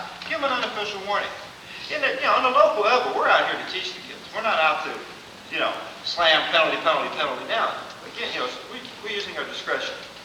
So what you do, okay, is you stop the match, and we used to be a teniani, when the guys would go like this and talk to the guy. You'll see some of the old officials do that. But basically, there's no quote teniani. It's just an unofficial warning. And you can just look at the guy and say, hey, don't do this. Or walk over and say, look, you know the kid's confused, and explain. That technique is not allowed in this competition. Okay, please don't do it. Or if you got 2 kids just getting out of control, just bring the 2 guys and say, look, you guys got to watch your head contact. You know each other? Okay, we're going to kill each other. And that's it. So you can call at any point in time and advise them of the rules. I would hope that if we're in the finals in New Orleans, the national championships, that you wouldn't have to call them 2 guys out there and say, you can't use that technique. If they got that far, they've got to know what they're doing. All right? So at that point, you can just go to the next escalation. Okay, the next escalation is called a K-code. It's a K-code.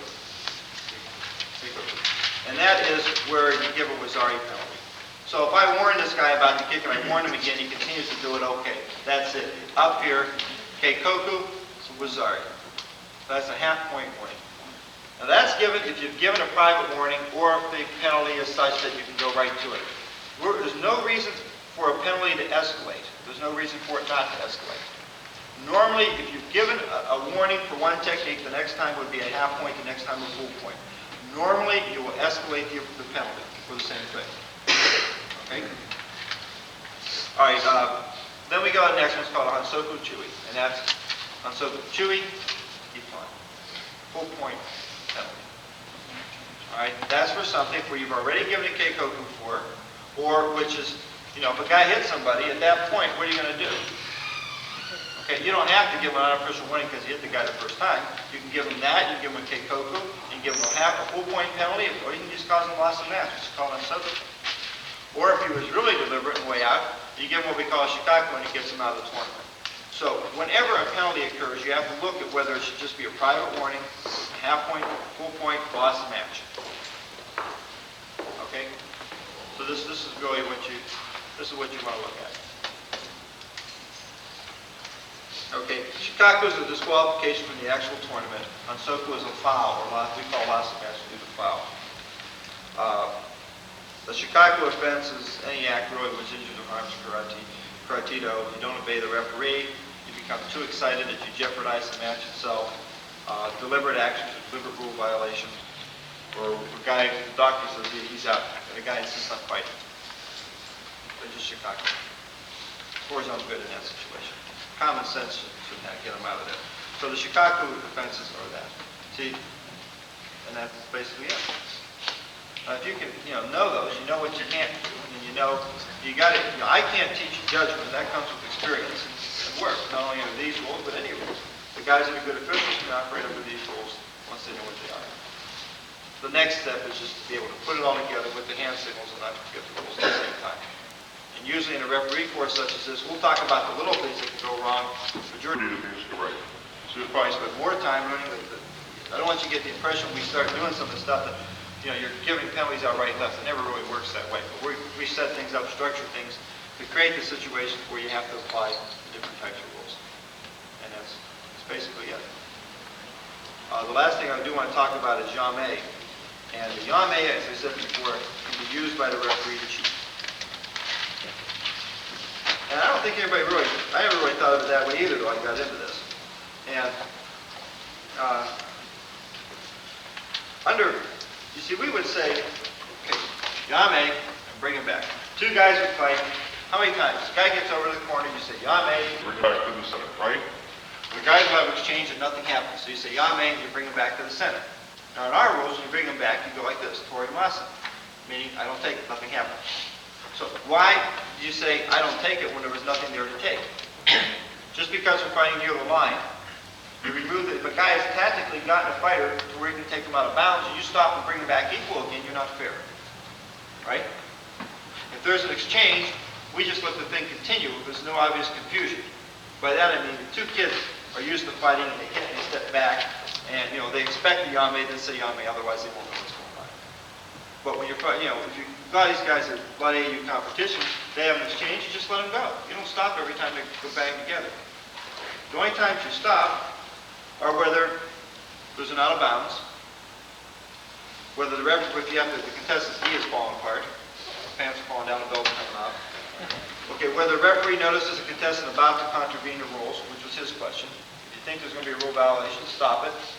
Tell the guy so he doesn't violate the rules.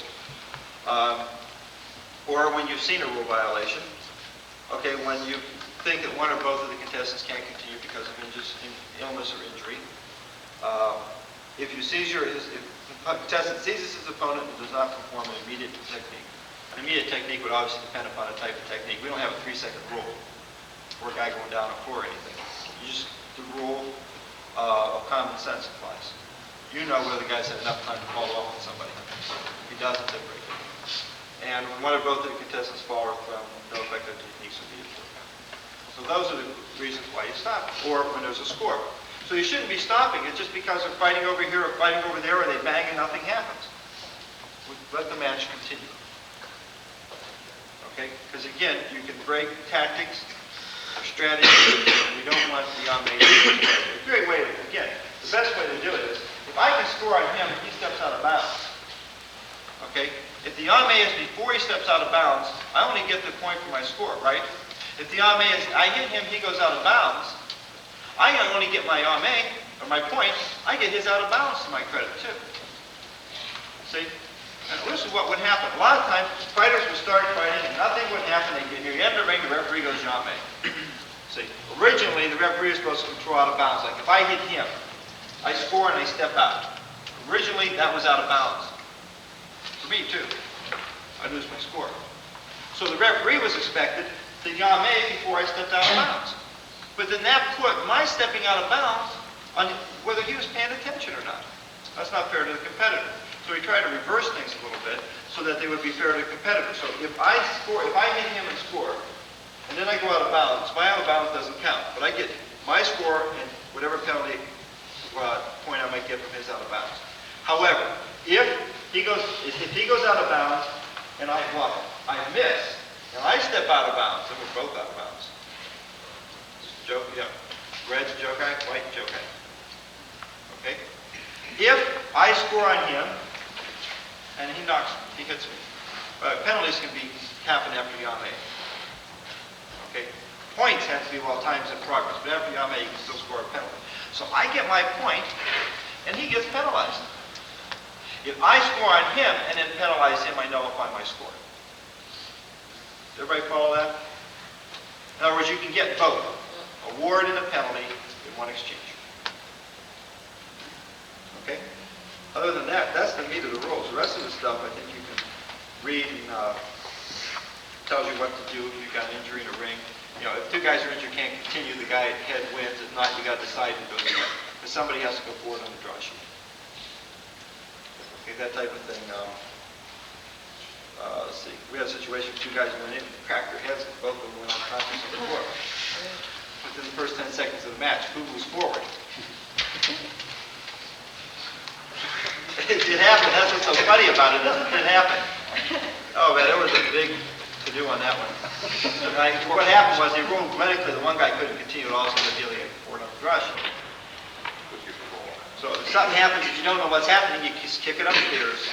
You know, that's sort of like where you work, right? You got so much authority that this guy wants to make a reception, you don't want your name on it, let your boss sign it, right? Until you're off the hook. Same thing. Hey, Bukala. Usually end up on my shoulder. So, I haven't talked anything about Kata. You want to talk a little about Kata and take another break?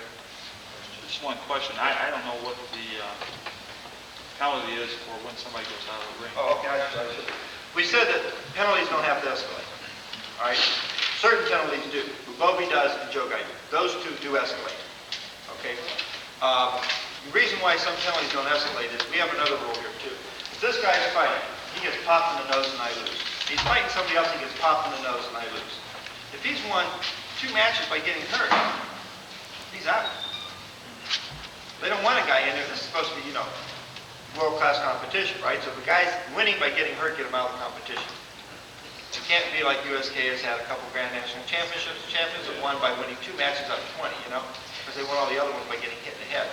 That's not exactly the best fighter. Yeah, I'm sorry the guy got hurt, but that's still not, you know, that's not a reason necessarily for a gold medal either. Okay. So, in that instance, you know, you might have a guy, and this guy, let's say that they're trying, that when somebody's trying to, you know, goon squad tries to take sometimes the better competitors out by hurting them later on in the match. That's happened. You guys seen that before? Yeah. Okay. So how we handle that is that this guy gets really splattered. And normally you would have unsoaked this guy right out of the tournament, right? Well, if you do that, This guy can't continue. He's getting picked on. it really wasn't his fault. So what you do in that instance is maybe you just say unofficial warning. Or something that should be a loss of match. Just to allow this guy the opportunity to stay in. That's why certain things don't have to escalate. But normally you're going to escalate the penalty. You give an unofficial warning, you go to Keikoku, a half-point penalty on Soku Chui, full point on Soku loss of match. Now in your instance, first time out of bounds, it's like an unofficial warning. you record it. Aka, Joga. And the arbitrator does keep score, as well as the score. He puts a little J there, so he knows this guy was out of bounds one time. Second time, Aka, Jogai. Half point. And then you award a half point this time. Third time, Aka, Jogai, Unsoku Chui, full point. Fourth time, okay, Aka, Jogai, Unsoku, no catch. Win. Okay, so it's 1, 2, 3, 4. And that, unfortunately, it even includes the guys going like this and just dancing and stepping out. It's not an escape. See, originally they wanted it that the guy tried to go out of bounds by escaping. The Japanese said, no, the minute the splits over the line, he falls off the cliff. So again, we have a compromise in that rule between the escape concept and the foot falling off the cliff concept. So now, if, certain situations, the guy goes out of bounds, he's not penalized, he's pushed, he's hit and falls, okay, it's outside of his control. Pretty much any other situation, penalty unless he scores on the guy before he goes out. Okay, and then we have 1, 2, 3, 4 slots in there. It used to be Chicago. Chicago's throwing the guy out of the tournament, and the U.S. sports rules don't Chicago anybody who wants to. Believe me, because then you're supposed to hold a hearing. You can't really you can't throw anybody out of the tournament unless you have a hearing.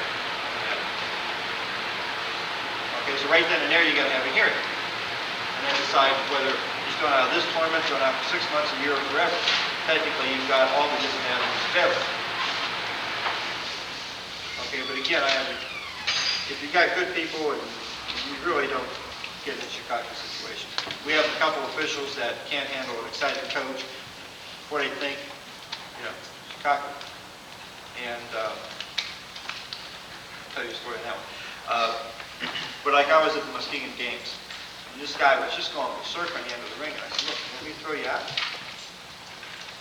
I said, I just sitting here, I made an award. This kid went at this guy, went like this, grabbed the guy around the head, and spun this way, and darn near ripped his head off. It was the second time he did it. So I stopped, and the next thing This guy's going to fit over here. This other coach here was being nice. This guy's yelling at this kid saying, didn't you ever learn any karate? This kid starts talking back to him, and this guy starts talking. I said, I'm going to throw all 3 ends out of here. I said, if you don't, shut up. And the guy, you can sometimes tell when you don't fight City Hall. So I turned around about 30. Everybody got quiet. I soaked with this kid. It was just, second time. No karate, no nothing. Just grabbed the guy, wrung his neck. And gave the match to this other guy, where the national championships probably would have been thrown out with what he was doing. And then what I did was, rather than getting a big fight there, because this guy's tempered, I just didn't really want to get into it, was he ended up arguing with the coach for another 30 minutes, and I was out of the picture, because they realized that that's the rule, and I'm going to play by it, and he knew he'd be out. Because the whole strength of the organization is behind him. It's not just one man doing it. So it does give you a lot of authority to use it. What I did was I pulled him off, got him talking, arguing with somebody else, and got myself out of the picture, and ran the match. The guy in controversy. I've Chicago one guy, and that's because he said F you to me. Okay? And he was coaching his wife, and it was really the same thing in this situation. This coach is raising a ruckus when his competitor is going to win. And again, situation, she got hit. This is the 3rd time she got hit in the match. Was it one of you guys?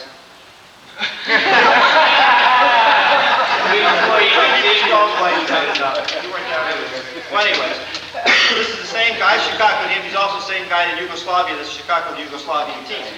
John D. Pasquale, he's crazy.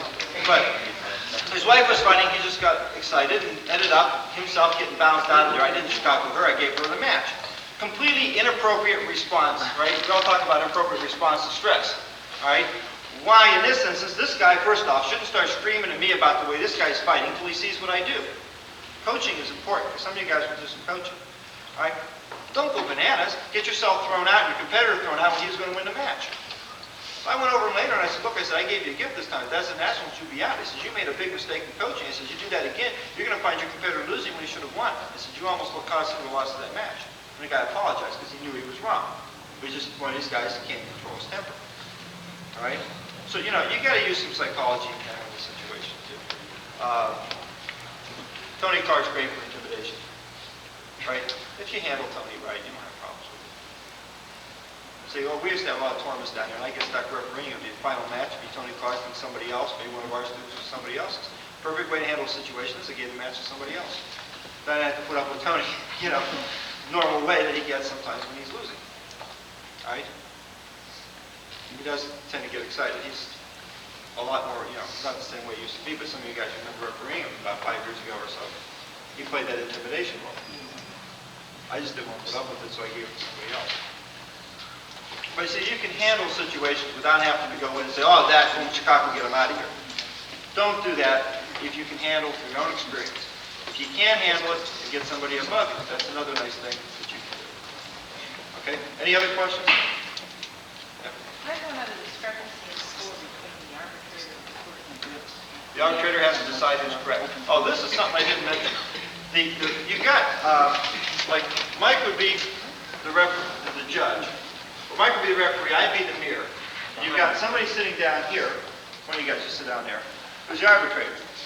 Okay, now, the referee does all the commands, all the signals. And during the match, I signal to him whatever I see, okay, penalty. And then if he agrees, he stops it, or if he didn't see it, he's got to stop it because he has to recognize what I call. And then this guy keeps score. He's in charge of the timekeeping, scorekeeping, charting. This whole function back here is under his authority. So if it's screwed up, we're going to blame him, not the poor people helping you out. Now, he keeps an independent score, and so does the scorekeeper.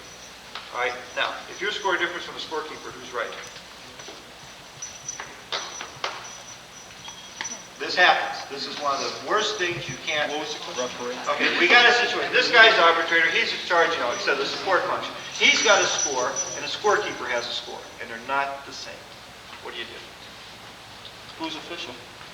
Well, he's the arbitrator, Mike's the referee, and I'm the judge. I mean, who keeps official score? That's what I'm asking you guys. The arbitrator. Well, not necessarily his score. The arbitrator has to decide who's correct.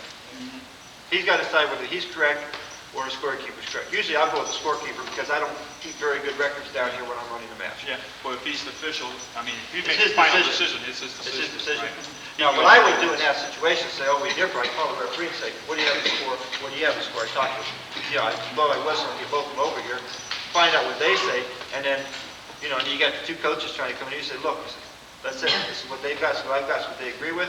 I'm sorry. That's all you need to say. You don't have to argue. You don't have to explain or anything. The arbiter is generally more right than the scorekeeper, or? The arbitrator has to decide this way. Like I said, I'll go with the scorekeeper because I don't keep track of things that well. But if you can keep track of things, then you should be the correct score. That's all I'm saying. We assume that the arbitrator is at least a Class C, a Class B referee, whereas the scorekeeper and the timekeeper are maybe Class C or Class F. Scorekeeper and timekeeper. We assume that he knows, or he or she knows their job. Okay, so the weight is going to go with him. Yeah, but see, he also has to know the panel. If he knows that they're not very good at it, he's going to have to go with his score. I would probably first check with my referee and judge to see if they've kept the score in their heads. And what you want to do is you want to make sure you got the correct decision. So you take whatever steps necessary to get the correct outcome of the match. And when we do get into this at the Nationals, it's really important that the arbitrator watch the charting because there's one mistake you can't call back, and that's putting the wrong kid forward. You run the whole division, you left the kid off the chart. What do you do? How many times they have to do it? That is one thing that there is no right answer for, right or wrong, other than running the whole division over again. And half the kids probably left because they got beat. All right. Any other questions on me? I want to get into the match procedures. That's really what the meat of this stuff. Yeah. Question, when you were going over the techniques which were allowed and not allowed, are elbow techniques to the chest or to the back? Elbow techniques are not outlawed under the rules. However, can they see them? If you're a coach, you're going to teach a guy to hit with the elbow and he can't see him. Enough trouble seeing it with the back fist. And that's wide open. Because you start watching punches, all of a sudden you get a guy at back fist, you're starting your concentration, you get tired, starts to there, or you miss it because it's outside your field of vision or awareness. Okay, so while the rules don't say elbow or ate type techniques are outlawed, okay, I would question whether it would be common sense to use them. If everybody's read Shoshinagi book, The Essence of Economics, Ratito, he says the reason why he didn't score back is they felt the judges couldn't see him adequately, so that's why they didn't want to score. Because they felt they couldn't be judged correctly, because they were too quick. That was his opinion, and it's in his book. Read that, but it puts a different light on all the arguments we've had over the days about back fist, right? Whether a back fist here is meant to be a point where you can go like this, or back fist here could have hit the guy, and, different styles go the contact with the back fist a different way, right? So if you're refereeing with a number of different styles, if you have some idea of the guy's style and understanding of it, even though you don't practice it, then if you know how he throws his back fist, you can judge whether he's throwing his back fist within the confines of what he was taught to be correct for his distancing and time. And that's really the name of the game. If you look at it that way, then you don't get arguments about which is the correct way to do that. All right? But, you know, it's just, again, a little different viewpoint. Any other questions of me today? Yeah. You mentioned that pushing out of bounds is not permitted.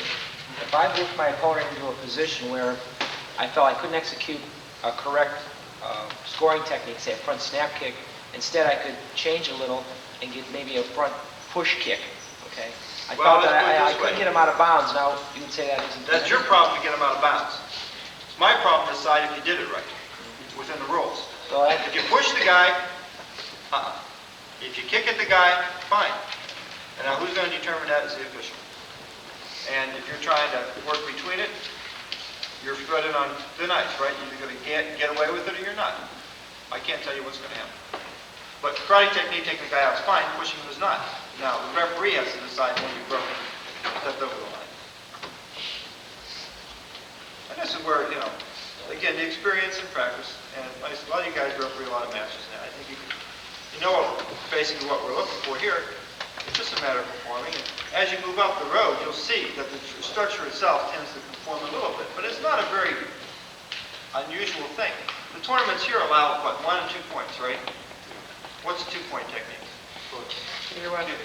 Kick anywhere, though, right? We say the kick has to be, if you look at it this way, called 3.6. If you kick the head, you get 2 points, right? And if you do a real good punch, we give you 2 points, otherwise you get 1. So the half-point, full-point techniques is not much different than your 1-point, 2-point, judging here at the tournaments here. Basically the same thing. Again, just we're rewarding a little different than you're rewarding here, but all of it was designed to increase the competition and the activity and the enjoyment for the competitors. And the safety.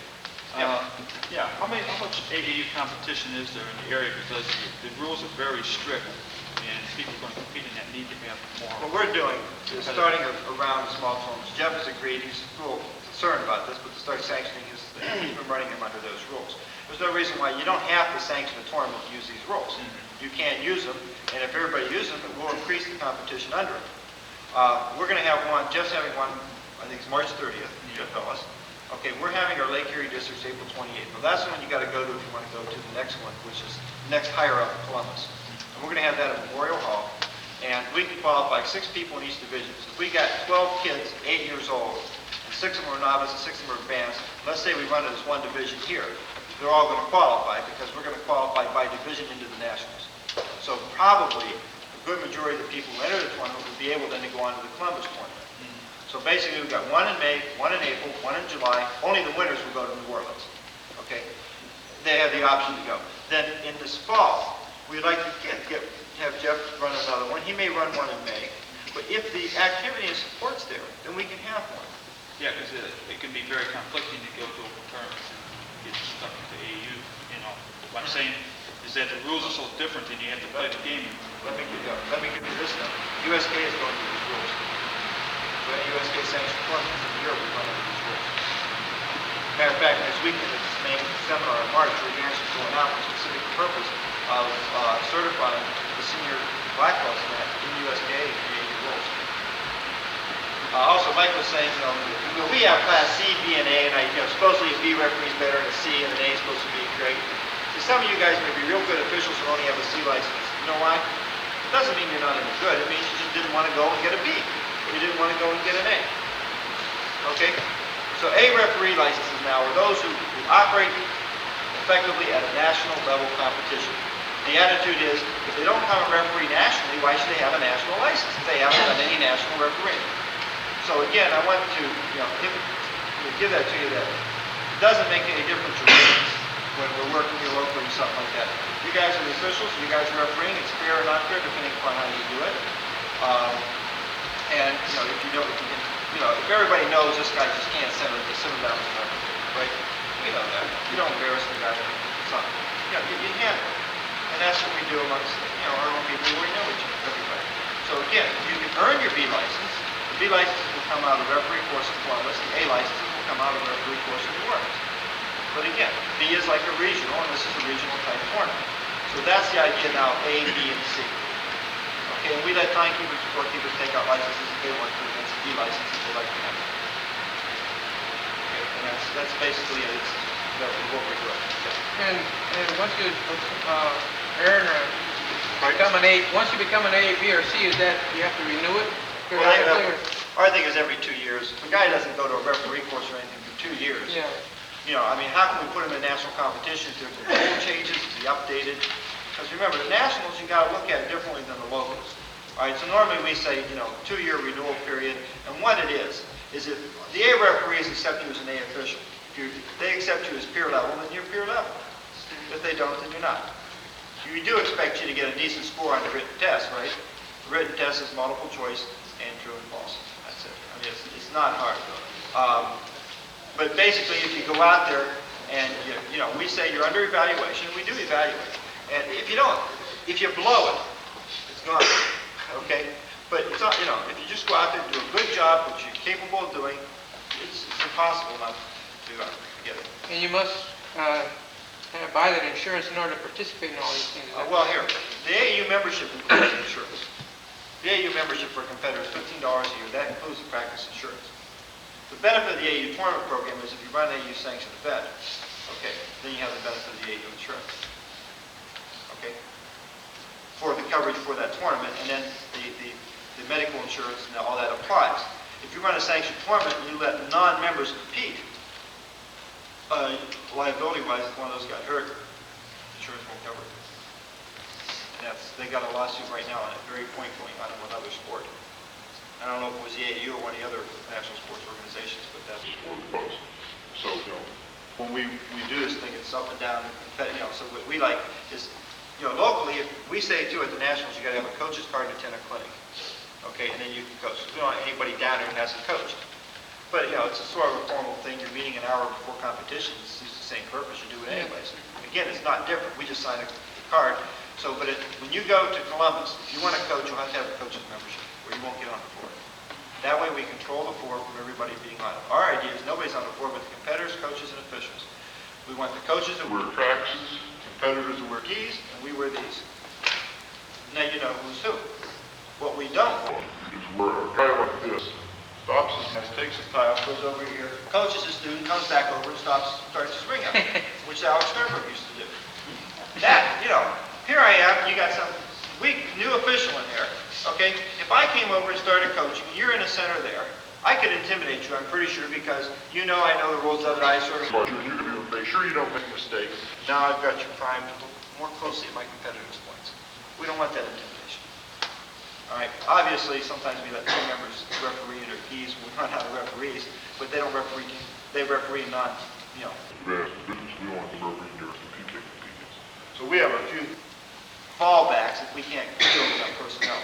But that's basically it. The coach's membership is like $10 a year, includes the same insurance benefits. The officials' membership is $15. The only reason why it's $15 is John Evans says, what the hell, let the officials pay for it. So they got more money than the kids. But anyways, that's one of the comments made at the meeting when we said these. The fees are actually down from what they've been 2 or 3 years ago. They went up to about $17, $18 and they came down. What I suggest is you don't buy a separate coaches, officials, and competitors membership. If you're not going to compete, don't get a competitors membership. If you really don't want to officiate, don't get an officials membership. Get a coaches. Just, common sense. If you want to do both at the nationals, you're going to have to do it. If you want to be able to coach your students, take the referee course, you're going to have members. See, we have a coaches association, officials association, so you're joined in 2 separate groups, is the way it's structured. So then, you're going to have to do that, but most people won't. They're just going to do one thing or the other. Okay, and that's really what I recommend.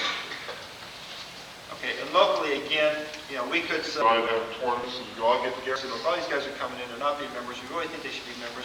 We could slam the rules down and say, you can't coach, you're not a member. Or we can take a more laid-back approach for our own people, say, really, you should be a member, but we'll let them coach. We're not hard and fast on the letter of the law, I think, in this section of the country as they are in other sections. In New Jersey, they slam the rule book right down on your head. But that's not my way. But believe me, the guy gives me a problem. He said, where's your coach's card? We don't have a coach's card. Buy it. Again, you can fall back in the rules to get rid of a troublemaker. And the guy pulls out a coach's card and you go, oh, well.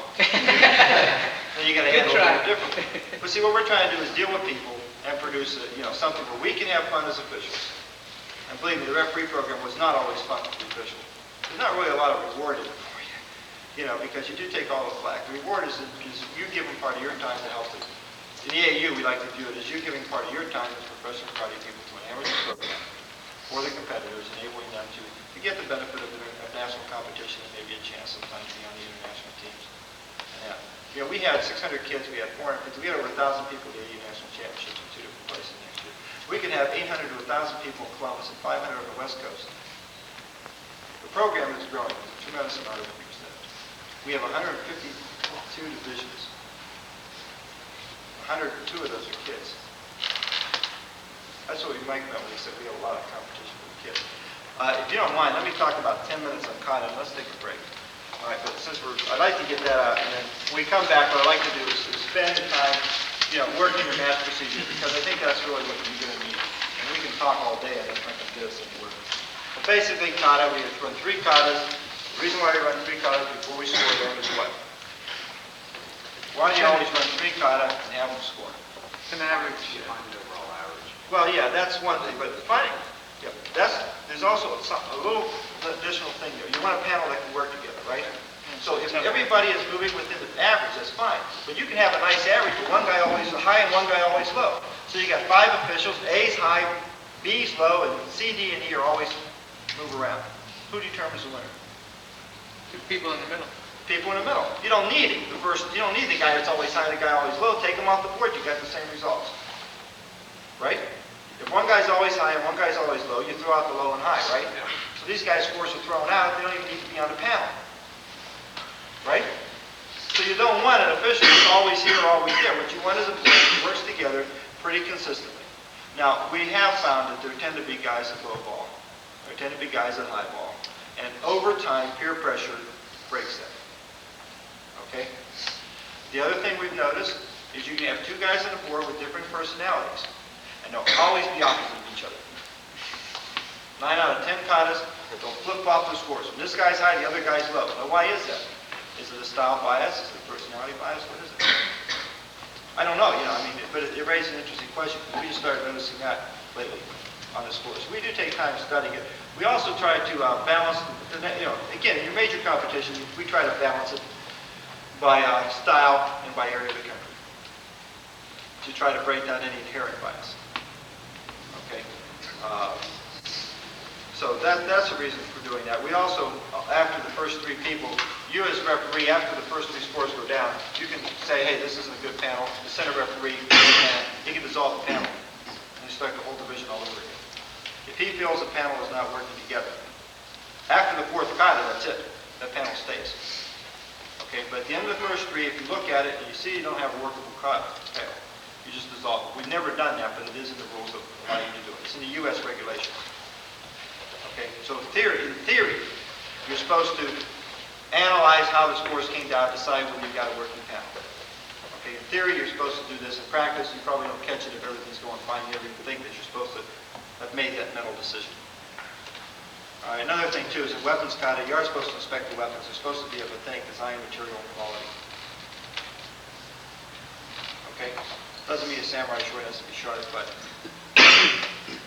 All right? Also, we define kabuto, and actually, the guy said, why don't we call weapons kata kabuto, because it means the same thing, and it doesn't. Kabuto limits the types of weapons available, if you go by strict definition of kabuto. So although we do say kabuto in there, it's because somebody moved it, and it wasn't worth fighting about at the time.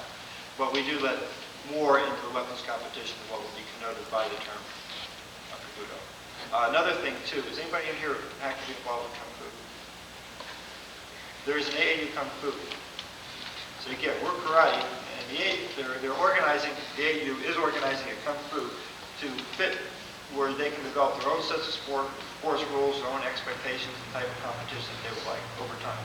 We don't have anybody out here actually involved in Kung Fu. Also, there's an AAU Jiu-Jitsu, which is sort of limping along right now, which is also, I think, once they get the right person in, it'll get going.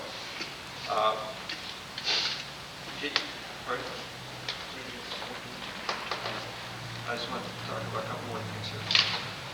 Okay, let's see. We use 5 judges. Sometimes we put the judges on a corner. to get a different viewpoint of the katas. We try to make sure we have the cards and wait for the whistle, everybody's the same way. Under their criteria for judging kata, I want to spend just a few minutes on that. The kata must be performed with competence, must demonstrate a clear understanding of the principles it contains. Feet on 5, the hips coming through underneath and back. Okay? It's like a menacing posture. See, bringing out the concept of what you're learning, what the kata is not only teaching but demonstrating. If a guy says, well, it's awful hard to say, because the guy does this motion, you mean that some guy says, well, this could be a block or a strike. Well, it's one or the other. All right? Is he performing it as a block or as a strike? Okay? You see, if the guy says, if the guy does it, brings it this way, it's more or less a block. If the guy's ahead, if he's coming this way, it'd be more of a striking action. You see? You strike the inside of your arm. You can analyze things different ways. And in theory, you can call the guy up and say, what was your interpretation of the kata? And his interpretation fit the performance. Because the fist standing up here could have got there any number of, you can go down, up, this way, right? So in theory, you could take it that far. But the idea is, I'm taking this from a mandatory or Wuko kata division standpoint. There is generally accepted within, there's not just one way of doing Kankudai, but there's a generally accepted framework, okay, internationally. And Kankudai pretty much would be the Shotokan version. And also the Shidori version too, does very well. But it's really not Kankudai and Goju. So, you see, if you diverge too far from the generally accepted way and, internationally, then you can get hurt. So they are very, very classically judging that kata. So obviously, we only use the referees that are experienced internationally and know what the international standard is. Now, that's why another reason why we have two divisions. We have open, where we don't apply that international standard. And we have the Wuko division where we apply it, because that's the division that builds into the United States team. So that's the division where why take a guy who does real good open kata, stick him in there and give him a gold medal and send him overseas and embalm. We have to use some, when a Roman do as a Roman do. So that's what we're trying to do there, is use some smarts and say, okay, let's have a division where we can pick what's going to win internationally. But also, we want to expand this program to, the karate population in the United States. So we have an open division. But I'll tell you right now, even our open division is not as wide open as I'd like to see. Okay. Domingo Llanos won it last year. He's got a very classical, very good kata player. He's also very classical kata. See, it says here, the kata must demonstrate a correct focus of attention. It's focus of attention, not correct focus, focus of attention. Use of power, good balance, and proper breathing. And the performance should also be evaluated with a view to discerning other points. So if anybody asks you how to judge kata, you know these three things off and you haven't said anything. So, let's see, I think I might have brought something good up, if I remember. Just to expand on that just a little further. But the idea is, the guy comes... that as he makes mistakes in his performance, the deduct points. Now there are some kata, like Unsu, that are very technically difficult. Jumping or Bukaku with the kicks and that, where sometimes, you might not take off as much for some of the movements in Bukaku as you would for stepping and punching and take the other one, right? The guy blows that, it's a bigger mistake. So you have to, you can adjust somewhat or consider intuitively, I guess, the technical difference between the kata, which one's more difficult to perform, which ones aren't. You can calculate a factor in your judgment for that. Also, if a guy does some parts very, very well, in some sense you could add points on. But the basic idea is you start here and deduct points from mistakes. Now, there's two mistakes that you really ought to know. If a guy goes out there and forgets his kata, that's it, he's not scored. If a guy goes out there and varies his kata in Wuko competition. It's hard to say he varied the noble, right? Wuko, if he varied it, again, there's no score on that. If a guy stumbles, that's almost 2/10 of a point. If a guy jumps, lands, he just blew it. The Wuko division is 2/10 of a point, and that's enough between a winner. We had a four-way tie first place, Wuko division, San Diego. Okay? Four-way tie. The next round, we managed to get 1, 2, 3, 4 without ties. We put 7 judges in. Because it's hard to get a tie with 7 in this, which is fine. All right, but the one guy who got 5th place got it by a 10th of a point. 1/10 of a point behind the 4 top people. And I was out of division of 60 people. So a stumble can be important. A hesitation where there isn't one, and think and then move. That's going to make a difference between a first place winner and that. In kids divisions, you're not going to say, oh, we're really drop the guy's score, but you're not going to give him the score that's going to give him first place. Because if a kid goes out there and can perform the same without hesitating, and continue, He obviously knew the kata. he wasn't nervous, he was able to do a good performance, right? Practice it, and that's the person you really should get to know. So, those are things there. Hesitations, stumbling, you guys know the ball court, right? Yeah. No confidai. You go here, right? Yeah. And you turn this way, you turn this way. So you ended up here after the kick, facing the judges, and then you had to go like this. Get back to where you started from. He scored too. Well, he got scored, yeah. They should have, but they did. We really shouldn't have. I gave a 6-1, which is sort of, I didn't want to give him a 6-0 and embarrass him, but he just threw him right out of the division. It was 3 rounds of kata. We go through 3 rounds. First 2 rounds have to be from the approved list. The final round is any kata, but traditional kata. That's in the Wuko division. In the open division, it's just 1 round like the regular tournaments. So there is a greater demand on the kata competitor in the Wuko division. Now, we run that for 16 to 17-year-olds, 18 to 21-year-olds, and then advanced. Men and women separately. All the other divisions are open. Any more, yes, Shotokan? No, not necessarily. Giannis is Goju. But Giannis is Goju. Julio Martinez, our national champion, is Shikaru. Mizuzawa, second place. No, I meant the required kata. I know. Okay, well, there is a schedule here. Okay, there's about 20 of them. Maybe not quite that. Here's your schedule of kata. Now, it says here, Basai Sho, Basai Dai, or Pasai. This is careful. Pasai is considered to be Basai Sho, or Basai Dai, not Basai Tamari. And we've had people go out and say Pasai and do Basai Tamari and not get scored. Tamari Basai, not on this list. It's okay for 3rd round, but not for the first 2. So in Wuko, remember this. Maybe your style calls a kata by a certain name. But if in Wuko, the kata is this, you've got to conform to Wuko, not the other way around. Wuko won't accept that Basai Jai just because you're instructed to call it that. Okay? Now, some people don't like that, but if you really look at it logically, it's got to come down that way if you're going to conform to their rules. But Basai Sho, Basai Dai, Kanku Sho, Kanku Dai, Gankaku, Hangetsu, which is Seisong, Unsu, Seipei, Saifa, Enpi, this is also called Wanshu, Niju Shiho, which is Nisi Shi, Xianshin, Jian Jite, Super Enpi, Goju Shiho Sho, Goju Shiho Dai. There's a lot of Shotokan form on here, I'll admit that. The Shida-Ru practice a lot in both the Goju and Shotokan. Wada-Ru's forms are pretty much Shotokan too. Yeah. And then you just have the Goju. Goju do, Seipei, Saifa, especially in CNC, definitely good way of forms. What's happened is FAJCO, Federation of All Japan Karate Organizations, has their competition, and they've taken 2 kata from each of the 4 styles. All right? And so in the first 2 rounds of their kata competition, you've got to take it from only those 8 kata. So what's happened is, like in the Shotokan, is Jian and Kanku Dai. So now when we talk kata internationally now, we usually use the Shotokan Jian as a frame of reference. Okay, so everybody's talking pretty much the same thing. Okay, or Xianshin is a Shida-Ru kata, so we use the Xianshin version, but it's a frame of reference. But it doesn't mean that see, a lot of people have taken that and thought that, oh, the only one way to do, I got to do Kanku Dai, I've got to do Shotokan Kanku Dai. No. Okay, but the closer you are to the classical Shotokan or Shida-Ru Kanku Dai internationally, the better you're going to fare. Because you're dealing with, you get the judging panel up there. Some of these guys have never even been outside their own system. They really haven't. The Japanese are not like we are.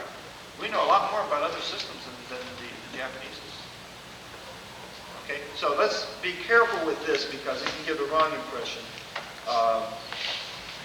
as to what we're trying to do. But bear in mind that the idea behind it is to start with a good score and then take it down. Usually what happens is we decide we go from 6 and 7, because we went without decimal points, 1 to 10, everybody gets mad if they got 2s. Right, so we say 6 to 7, so, you tend to be in there, 6.5 is an average. I will give you a word of warning, if the Japanese tells you 6.5 is an average, he's going to give that to the best guy. I've had that happen to me before. I've been on panels where they say 6.5, we use 6.5 as an average, and you wonder why this turkey never gave anybody 6.5. Because all of a sudden he drops his scores down. Because he didn't see any average cut. We consider average the average of the group, don't we? Yeah. They don't. Again, cultural difference. So you understand that, then you can deal with it better. Okay, that's all I want to say about Kata, unless you have a specific question. There are some tapes available to show the generally, I use the word generally accepted versions of the katas. That's the way we practice in our gym. Not, you don't have. Yeah, so you're saying that there's going to be a 18 to 20-year-old who will go 18 to 21-year-old. Mandatory Bukala division. for the districts, and If we get enough people in the districts, our districts, we'll probably end up combining it, running as one division with 18 and up. See, normally we have, adult is 18 and over. The only place that we've instituted an 18 to 21-year-old division is advanced. The idea being an 18 or 19-year-old green belt or brown belt, 1, 2, or 3 years, less than 3 years of training, it's not going to make that much difference. But when we got the guys, guy's 18, all of a sudden he's been a black boy's trained for 10 years, some of these kids have, and he pops out, and all of a sudden he's up against 25 to 30-year-old guys. Well, we lose them. That's pretty heavy competition for an 18-year-old when he's going up against guys 10 years experience in black belt divisions. So we've instituted an 18 to 21-year-old division for the guys coming out of the junior program, advanced, to number one, work like a pony league, provide competition where they can win and encourage them to stay in the program rather than going in there and then all of a sudden their chances of winning drop down. Okay, so it's a further strengthening division so that when they do get to 21 and move in with the heavies, okay, they've been culled or conditioned a little bit better. Hopefully we'll do much better. Gives them a better attitude. Pardon? Gives them a better attitude. Well, yeah, we've also found other guys, what happens to your kids when they get out of high school? You lose them. Yeah. So they were hoping, at least from the AAU standpoint, that we can keep the best. You see, by also then putting them on the team. The team pool is pretty broad. Not everybody in the team pool gets to travel. There's a lot more international events coming up, and there's probably a lot more if we had more money, that we could take part of, but you only do so much. So, a lot of people on the team pool, you get the advantage of training with the coaching staff, or even working yourself on the coaching staff if you want. But again, how far you get on the coaching staff will also depend upon how active you are in the program. Because obviously they're not going to come to you and say, hey, you should join the coaching staff, we need to take the team down here, take it. Well, first off, you've never been international, you don't know what you're going to get into. If you haven't done any international travel, that's the second thing it gets you, because you don't know how many different ways they can cheat you when they can money-wise, let alone how they try to do everything else. And you don't know how far you can push and shove without being played. See? Traffic will allow. You know, Chicago is a Yugoslavian team in Yugoslavia. But it's been done. Right? Well, it was legitimate, it got away with it, and actually turned out to be the right thing to do. But that type of thing, you're sitting here, you say, my God, should I do this or shouldn't I? What's the ramification? So yeah, you need some experience, not just in coaching or understanding, and the team members have to get to know you and feel, comfortable with you as their coach. And on a junior team basis, we found that if you get a lot of kids on the junior teams, their instructors want to be involved in coaching their students. They're not going to turn them over to anybody else. So the junior coaching staff will be a local, regional, it'll be structured. Some guys deal locally, some guys regionally, some guys national, depending. And if you got some really good juniors, you probably want to get on the national coaching staff, just simply to keep your eye on them and make sure there's any politics played. If he's the best guy, he goes, and that's what you want to insist. Of course, we all know our students are the best. Let's eat, and then what we're going to do right afterwards is just start working the matches. Well, what I want to do is go through the hand seals and see who the drink down. What I want to do is I'm going to set up a ring here for a few seconds. Okay, and then as soon as that's done, we're going to all get up and we're going to all go through the hand signals real quickly. We're going to divide down into two different groups and work at two different rings. We'll need some people to play. As far as I'm concerned, just take your shoes off and do something out there to give a guy a point or a penalty just to practice that, okay? If we can, maybe we'll run a couple of matches with two guys who really want to keep the on. Okay, but so we're all going to have to do a little bit of everything. Okay. So, basically, the way this ring is here, you've got lines here and here, obviously those are the competitors. We also mark on the floors the referee and judge here. These guys here are 2 meters apart. And these guys here 3 meters apart. So the officials are back further than the competitors.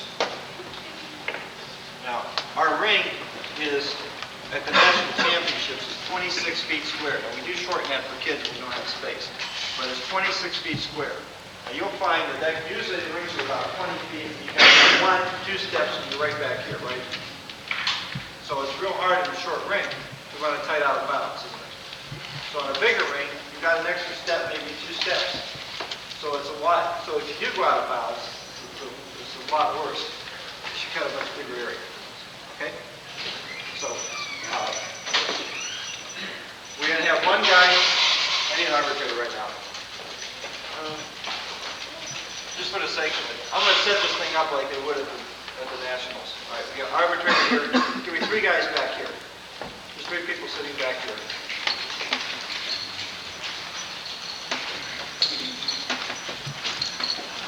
Okay.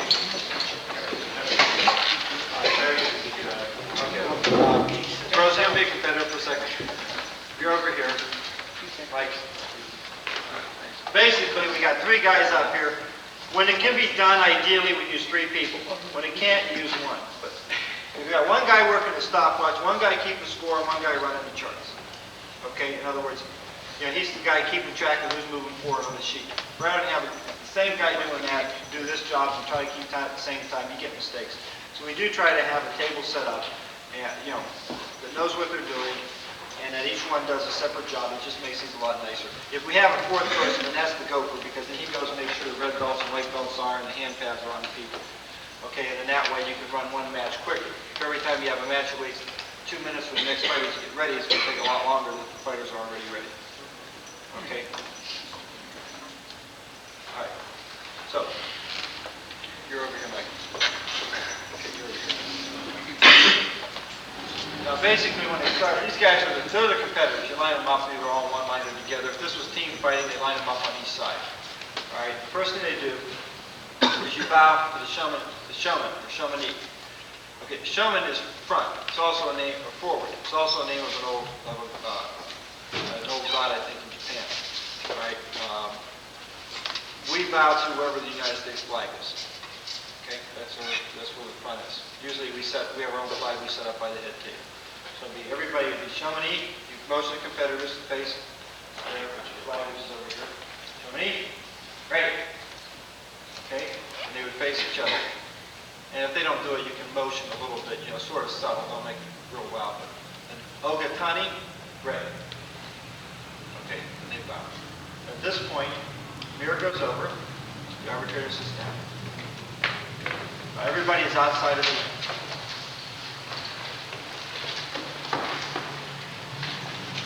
Okay, then we would assume that make sure that the table is ready, right? I don't think we need to say that, but that's common sense. Oftentimes you go out and start a match, your arbitrator's over here doing something, and missing something. So you want to make sure that he's alert. Okay. Then as you come out, just motion to the competitors. And you step out to your line, he steps to his line. Now, I'm the referee, I give all the commands, he's the mirror. Okay? Now, in the beginning, we don't use any hands. I know most of you guys are used to using hands at the beginning, but the hands are down to the side, and we would say 3-point match. Begin. 3-point match. Begin! You step to the side. Okay, and move around a few seconds. Okay, as they move around, don't do anything. We try to stay on opposite sides of the competitors. Okay, he's my mirror. So if something happens, all right, now let's, at that point, it goes fast. Okay, that was what? The middle level front kick, right? Middle level front kick, you punt. So in this instance, so on white side it's red, or aka. Aka, okay, middle level kick, or you punt. Now, one thing I do want to mention is as we move around, okay, just right now, they're fighting here. Now, if there's a technique and he and I disagree, we have an arbitrator here, right? It used to be the arbitrator would have a vote anytime we looked at it. This guy isn't supposed to get involved with the match. It's up to us two to decide what happened. So we want 2 guys who are going to work together, first off. Now, he's there for help. And we can't ask his opinion on a technique, but only if we can't come to an agreement. Now, we can agree to disagree, right? or we can not agree at all, and then we bring him in. So at this point, if the only time, what we don't want you to do, first off, is if they're fighting, and the two guys can't make a decision, we don't want him to be your strength. Okay? In other words, don't hide behind him. Make your own decision. Don't be afraid. On the other side of the coin, we don't want the referee always going back to him, because if I'm always here and he's always here, do we see the same things? We have the same line of sight.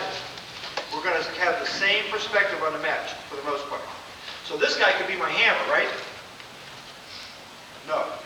That would be, those are the things that we don't want. We don't want you to hide behind him, and we don't want him to be your hammer. Okay? Where you might want to ask his opinion is where both you guys didn't see something, the guy goes down. And you know darn well that he hit, but you just didn't see it land. Maybe you go back and maybe you can clarify it for you. Or give you another situation. We're like this. You guys fight this way. But, okay, you're right about like this.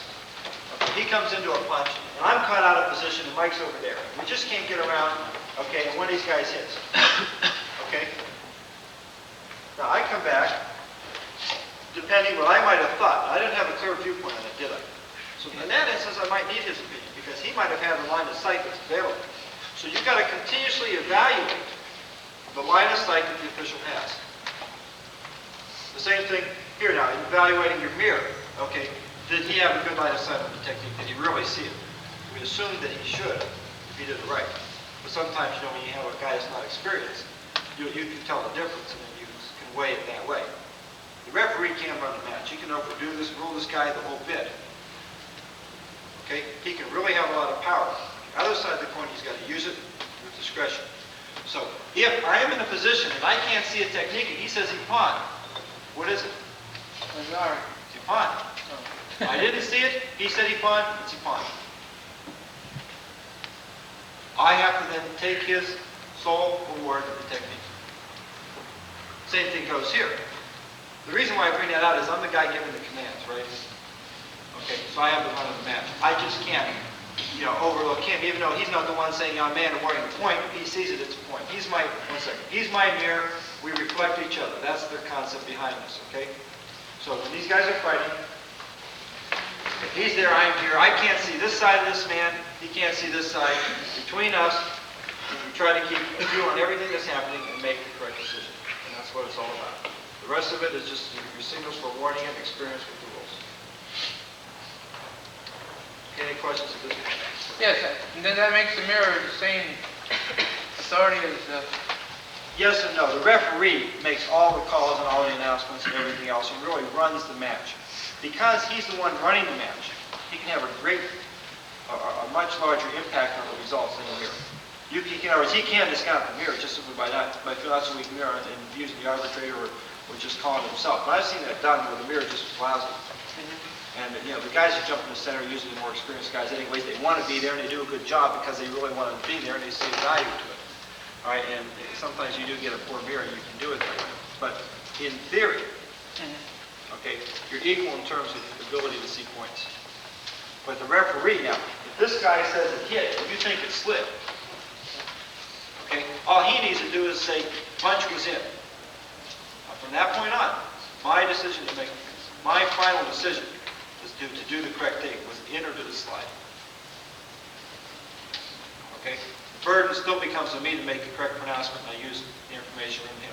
Because our rules are slightly different in what we do, the referee actually is superior. And you run into this, you see, because in Japan, they figure this is the weak man, this is the next strongest, and this is the strongest guy.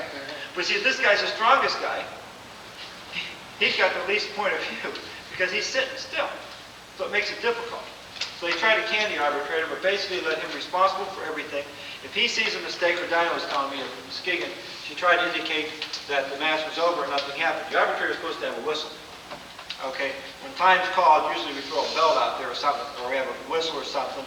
But if he blows a whistle, I'm supposed to stop the match. Now he can't blow the whistle and say, hey, he stepped out of bounds, give him an out of bounds. He can't do that. He can't say, hey, the guy scored a point. He can blow the whistle and say, look, you know, carefully, the guys, you know, watch him because I think he went out of bounds, you didn't see it. All right? But he can say, now if he sees me go out here and this guy scored and I go like this, and he stops me and says, no, you meant to work the point this way. He can do that. And he can inform me if I misapplied the rules. if I go up here and make an announcement and I misapplied it, he blasts us and say, no, you think the rule is this. Okay, come back out here and correct it. That's his role. As referee, you've got control of the match and the area surrounding it. If you want to make room for people or throw somebody out, you do have control of that. Okay? Everybody, any questions on the general setup here? All right, let's everybody seems to be done eating and drinking now. Let's break down into, let's everybody get up, go through the hand signals for about 4 or 5 minutes, and then we'll get into some matter. Yeah. Does the referee or the mirror have to indicate which technique they're in? There's a big, yeah. If you want to know if the referee or mirror has to indicate the scoring technique. In World Championships, the answer was yes. However, that was after a big argument. So, what usually happens is there's so much noise that you just say, I can choose to be punt, everybody knows what you said. Now, a lot of guys do it. They say it so fast that they don't remember it. But the idea was originally to say, the person read what the technique was and what the award was. Okay? But, I mean, In practicing, you can do it. If you can do it in Japanese, do it for practicing. If you go internationally, you can't do it in English. But if you're dealing with kids, I suggest, just say red, face punch. The scores, so far, the scores don't keep track of that. But one reason, the idea for saying that was, if you're awarding a face punch, and he really wasn't awarding the face punch, then you can get back together again and make sure the technique was awarded. But in practicality, if he's scoring a punch to the body, you're scoring a punch to the face, it's not going to make a lot of difference. Now, at the World Championships, though, the referee, if there was 2 techniques, rather than, see, sometimes there would be 2 techniques thrown. This guy would just hold up a finger, which you got to be careful, because hold up a finger, you indicate a rule. Sometimes they try to indicate whether they're calling the first punch and the second punch. See, if I saw the second punch miss, and I didn't think the first punch had enough, and he's calling a point on the second punch, okay, then obviously it's not a point. If he's calling on the first punch, and maybe I didn't have the best line of sight and the technique was in, then I might reconsider that. So it can make a difference. But there's another way of doing this too. You see, we're moving around. Okay, just move around for a second. I go yame, okay, and they go back to lines, and I just raise my head up, just nod. And you can tell me, well, don't just point, just tell me where you're hurting. Okay, so now I know what he's thinking. So sometimes we do talk without having to stop the match, call him over, step back here and say, let's take a break. That's a waste of time there. Okay? The arbitrator can do that too, right? I mean, you don't have to physically get together and group. Could you just look over, he might just go like that with a hand signal? Well, we really don't want you going like this all the time. Oh, really on occasion, instead of having a physical meeting. What looks nicer is to step back and say, just punch. Or what do you think? Punch in, too short, or just, I can ask and say, was the mirror in the right position to see that? You understand? I'm not sure. I said, was the mirror in the right position to see that? That's what I asked him. Okay? That might be what I want to know. I say, hey, that didn't look like like he should have been able to even see that technique. How many times you got a referee call something, you figure, how the heck can he see it? I've seen it 100 times. The 2 guys fighting. Come here. And this guy hits him with a punch, and this guy calls a point. Now you really can't tell where that punch is. That shoulder's in the way. This guy has it, and that's where it should go by. So when we come back, let's assume he's a referee. I come back and I say, I do this, meaning Menai, or can't see. Okay? So I'm letting him know I have no opinion on that technique. Fine, he saw it as a point, no questions. If I saw it missed, I go like this. So saying something didn't see and not seeing something hit are 2 different things. Okay? So a lot of times you get officials to call stuff. Although it's, very clear that the punch could be right here. But you can't call it because you didn't see it hit. So your correct indication is this. And that's the difference. Okay, in your question. Okay, what happens if the arbitrator sees a point, and that's the 2 guys miss it? What happens then? The arbitrator. It's too bad. We screwed up, and our job is, to not screw up. Okay. Officials are human. You start working at the beginning of the day, you're okay. About 5 hours later, with no food, nothing to drink, you got to go to the bathroom, you can't. Okay, you can't be expected to make good calls. So we try to build up a referee staff to give breaks, get the guys eat something to drink, because our nationals do work long. So we do try to take that into consideration, because that does affect judgment and the ability to see points. Okay, the more fresh you are. We've also found that some people after a certain age, your eyes get slower. They get more nearsighted, not wearing glasses, and they really can't see as good as they think they can. Okay? And you have to consider that too. The younger guys just coming out of the fighting usually produce the best officials. Their eyes are quick, very close to when they were free fighting days. You know, they know what's going on out there. They can follow it. And sometimes they're the best officials. Okay? All right, so everybody, come on out the floor. Take about 3 or 4 minutes, just review these things real quickly. A lot of you, I think, have been exposed to this, so it shouldn't be that rough. I'm going to use, what I'm going to do is I'm going to go back and forth between Japanese and English, just so you can start picking up the terms. All right? It'd probably be better if you run a slide on both sides to keep somewhat straight so I can get an idea of what we're dealing with. When we start a match, hands to the side, okay? If it's 3-4, Sanban Shobu, you don't always have to say Sanban, you just say Shobu Hajime, match. So let's say 3-point match. I'll say it, and I'll do it, and you do it right after. 3-point match. Begin! Let's try it. 3-point match. Begin! And the step back's actually begin. I learned the other way, but the world championship is the beginning of the match. 3-point match begin. And when you step, though, you're stepping off to the side. You've got the arbitrator sitting behind you. You can't stand in front of him. Okay, Cape Cod had a problem with Alex Sternberg always staying in front of him. The reason why he stayed in front of me was the photographer from Blackhawk was on the other side of the ring. That's true. Because there's no other reason for him to be there. I kept telling him to move, and he moved for 2 seconds later, he's standing in front of me. You can see he's trying to set himself and get his pictures from the magazine. Okay. Let's say it in Japanese. Sanban Shobu. Step off to the side. Don't step straight back. Step off to the side. Remember, this poor guy is sitting behind you, right? One more time. Sanban Shobu. Hajime. Now, unfortunately, you can't stand like this. So get you to stand like this, feet are together, hands to the side. All right, remember, when you get different officials from different parts of the country, everybody looks differently, looks at you with different eyes. Especially these coaches, they expect your hand signals and everything like that. Okay? You know, you might as well learn that because this is what you're going to get criticized about. You'll probably drive you up a wall. You know, I can call an A for a point, why is this guy like that? And I would agree with you in that instance. Okay, so one more time. Sanban Shobu. Hand up here. Stop. Okay. Now, you're supposed to bring your hand up like this and come down like this. But what usually happens in practice is it shoots out from wherever it's at. And that's usually the Yameda that ends up doing.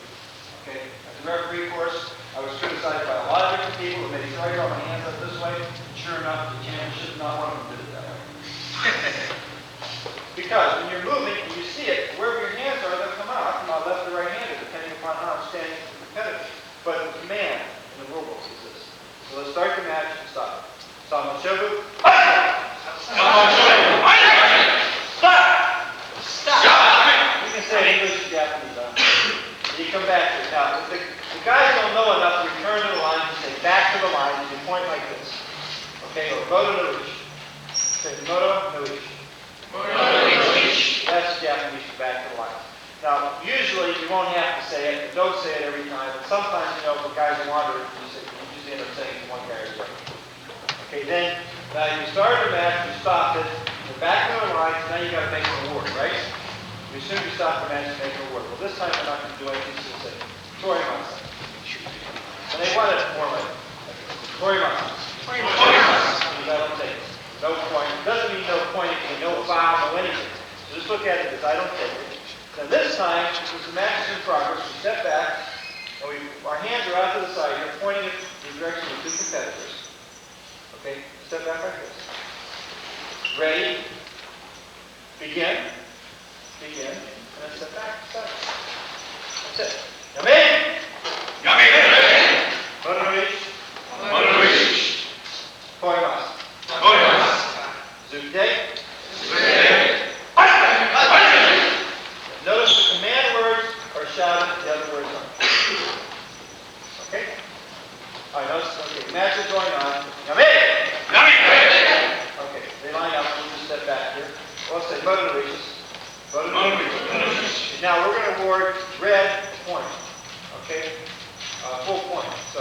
Which side is red? Right or left? Right. Always on the right. So, red. Okay. Okay, face punch. Red. Face punch. Punch! That each one is more for dramatic than anything else. Red face punch. Red face punch. Okay, that's ready. Ready? Begin! What you want to avoid is a lot of guys that go, ready, begin. You do that, right? It's real strong, it feels good, but it doesn't look good. Okay, the hands are just, here, ready, begin. They actually made us do it this way. The rule book shows it this way with the world championships, you do like this. Like you're holding them apart, ready, begin. So you will see this by most international referees, even though the rule book picture is otherwise. Okay? All right, let's see. If we're going to word a half point, so Shira, the white, half point, or Shira, face punch, half point. White, face punch, half point. Yeah, now, the hands are important because we use this way or this way is wording a point. If you point like this, it's like no-no, it's penalty. Okay? Bang. You got to shoot him in the foot, it's a half point, shoot him in the stomach, it's a full point, shoot him in the head, lost the match. Okay, so the hand skills do denote that. If you put your hands like this is draw. Or if you want, is this way draw. Okay. But let's go. Now we've awarded points. Okay, let's award penalties. So first thing would be jogai. Regular jogai. You just say aka jogai. Point out of bounds. Just do that. Aka red. Jogai. Okay, you red out of bounds. Now let's say the second time he goes out of bounds. Aka, jogai, keiko. Ready? Point to red. Red. Out of bounds. Jogai. Okay. Put your hand here on your hip. Keiko. Point at his foot. Okay. Then on this side, it's white or shiro. What's ours? Ready? Begin. That's easy enough, right? Yame. Okay, back the line for me to say it. All right, third time out of bounds. Aka, jogai, unsokuchu. You do that? Aka, jogai, unsokuchu. So this time you point to his belt. Some guys say, Aka, jogai, unsokuchu. And you're more dramatic, you can do that. But if you point to his belly, and then this time, shira, pan. Shira. This way. And slightly turn here. I don't want to bring it, I want to slightly turn it like that. Okay, and pretty much straight. Some people thought this should be one, this should be other, this should be win. But they award you pawn and win. Okay? Then what? Start your match. We'll do it this way. Ready? This is the way we do it again. Begin!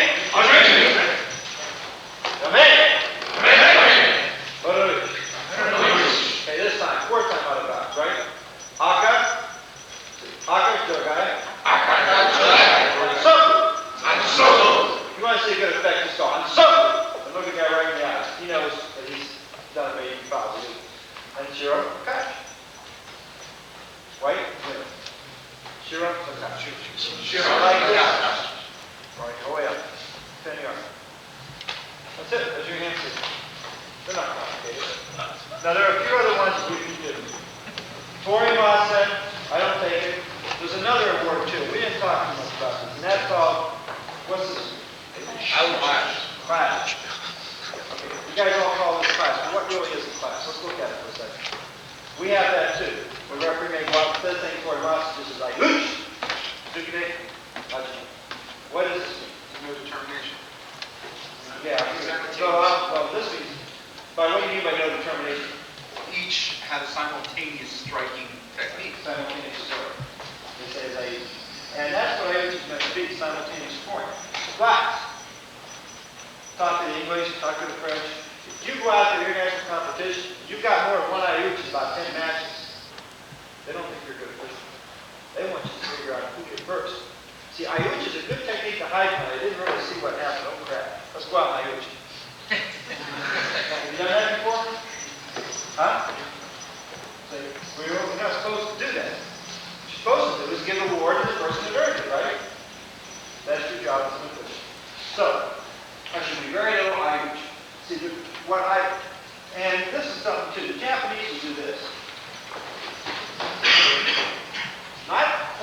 same time.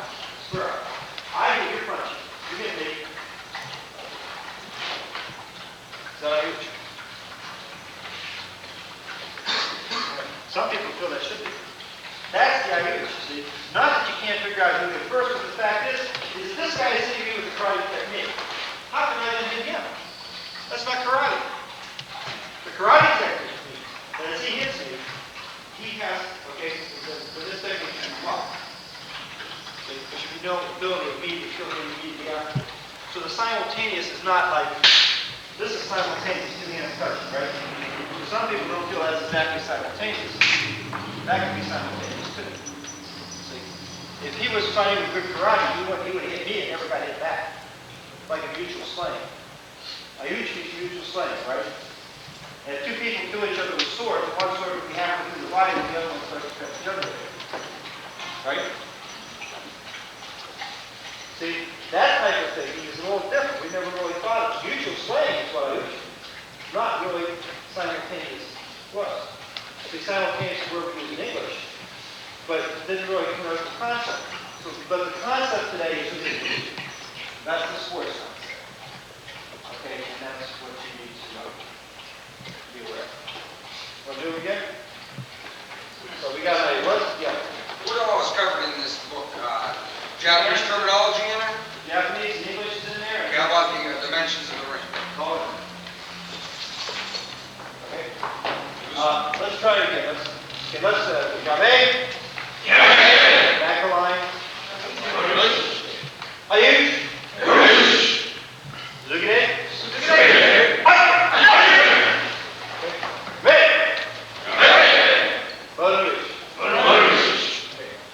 White, half point. Ready? Ready. Begin.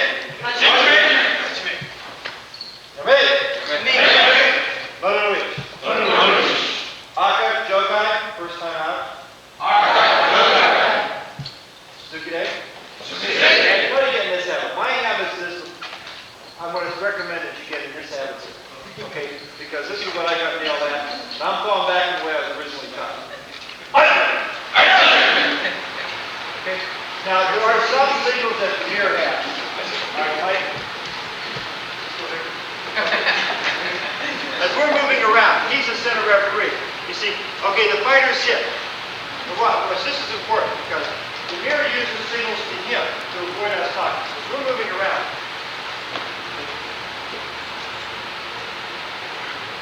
I have signals that I can get back to him. This means I didn't see a point. Maybe something happened on my side, he doesn't know. Well, I tell him right away, no point. And maybe my on this heavily and the match is going real fast. Because sometimes the way those fighters move, you'll be spurred out here, like this. And the referee will be here, and the next thing you know, they'll both shift right like that, they're just making both my ankle. And they've got effective technique to the guy you want. That is really tough, this one, the lightweight fighter. They can quickly that. And so, as they move around, so he's similar. You don't make a big noise about it or a presentation about it. If you like this, this means too short. He says Yame, he comes to Yame. He's your referee, and I'm going to show you what you hear that. He looks at me. Now I want to indicate a half point. I don't go like this, I go half point. I want to indicate full point, I go like this. When I indicate penalty, I go like this and I point. Telling penalty to the foot. I point to the foot, what do I mean? Half point. I go like this, contact. Okay, he may look at me and I'll go like this, meaning too short, or this, and we can discuss. Now sometimes, if you depending on the competition, okay, if I indicate a point, we're going along, he's the referee. I go like this. He has to stop the match. Let's say he saw this. What does he do? What's up? He's got to indicate. He's got to consider my decision and make an indication. But he doesn't have to go Yame, bring the two guys back, and go to a point. Except that we might, in a high-level match, okay, way up further the competition, all that, with a good beer. Okay, you might call him over and say,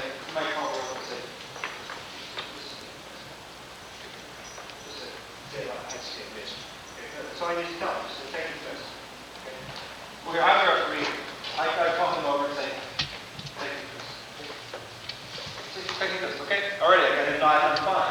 say, take the first, okay, he goes, no. Point. That's possible, isn't it? But that's what we want, it's correct, right? So he comes over and he says, I can take this. No, we can't agree, can we? Okay, now in that instance, I feel it really did miss, slip. In my mind, I saw that kid he slipped. And in his mind, he saw it hit. Maybe then, we might call the arbitrator.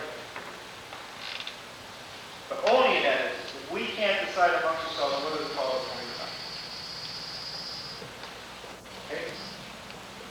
So, that's how we operate. So again, the mirror, let's just, so we get the idea of it. The mirror signal for half point. The mirror signal for refund. The penalty. Okay, pointing, this would be unofficial, right? If you don't point anywhere. If you point to the floor, what is it? Half point? We're pointing. Well, this of course is a lots of match. Out.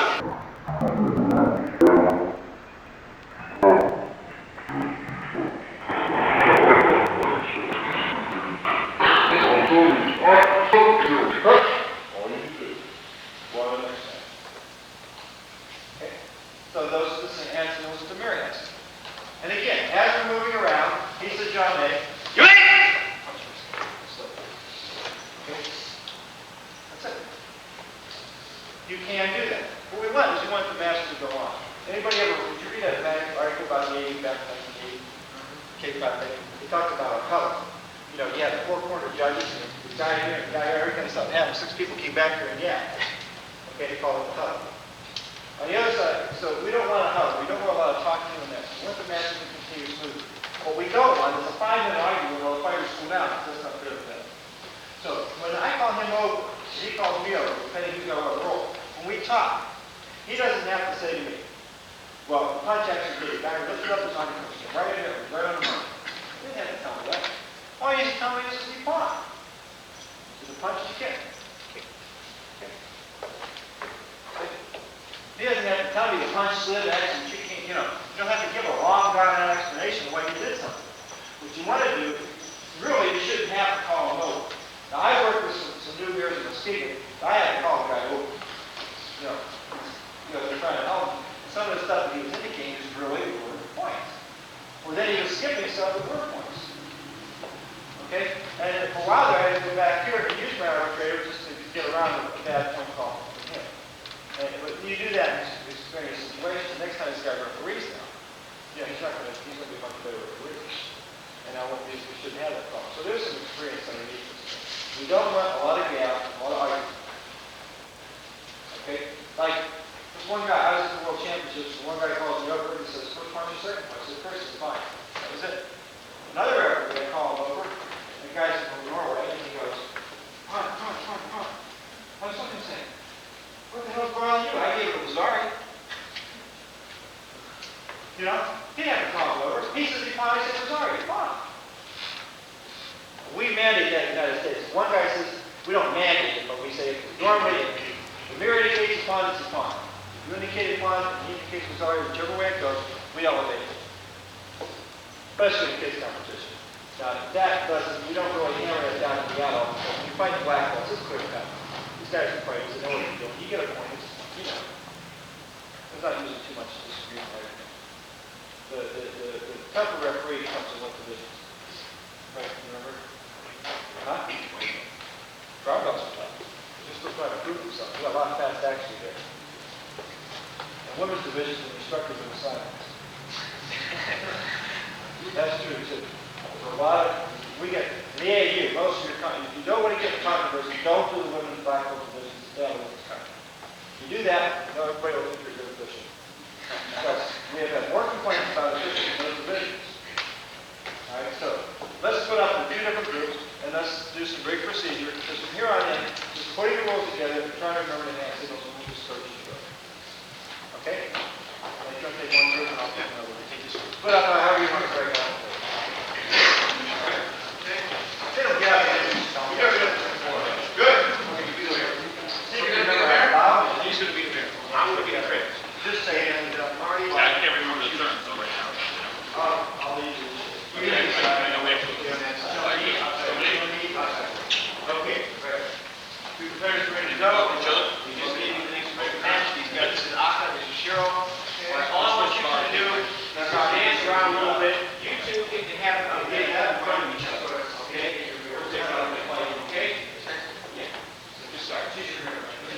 They come in, they bow themselves. All they have to do, You know about the flag and all that? we've already bowed. Oh, Okay, so wait a minute. They don't shake hands, they don't hug each other, everything's ready. Americans do the same thing. 3-point man. 3-point man. Your hands today, you ready? Your hands, you come in. Come in, bow. Okay, one body bow, then one hand. Stand, some on shoulder, on your hand. You gotta stop. Well, what I want to Again. all right, and then just dance around a little bit. All right, just dance around. Now you guys gotta stay with them. Okay? Okay? That's it. All right, hold right there.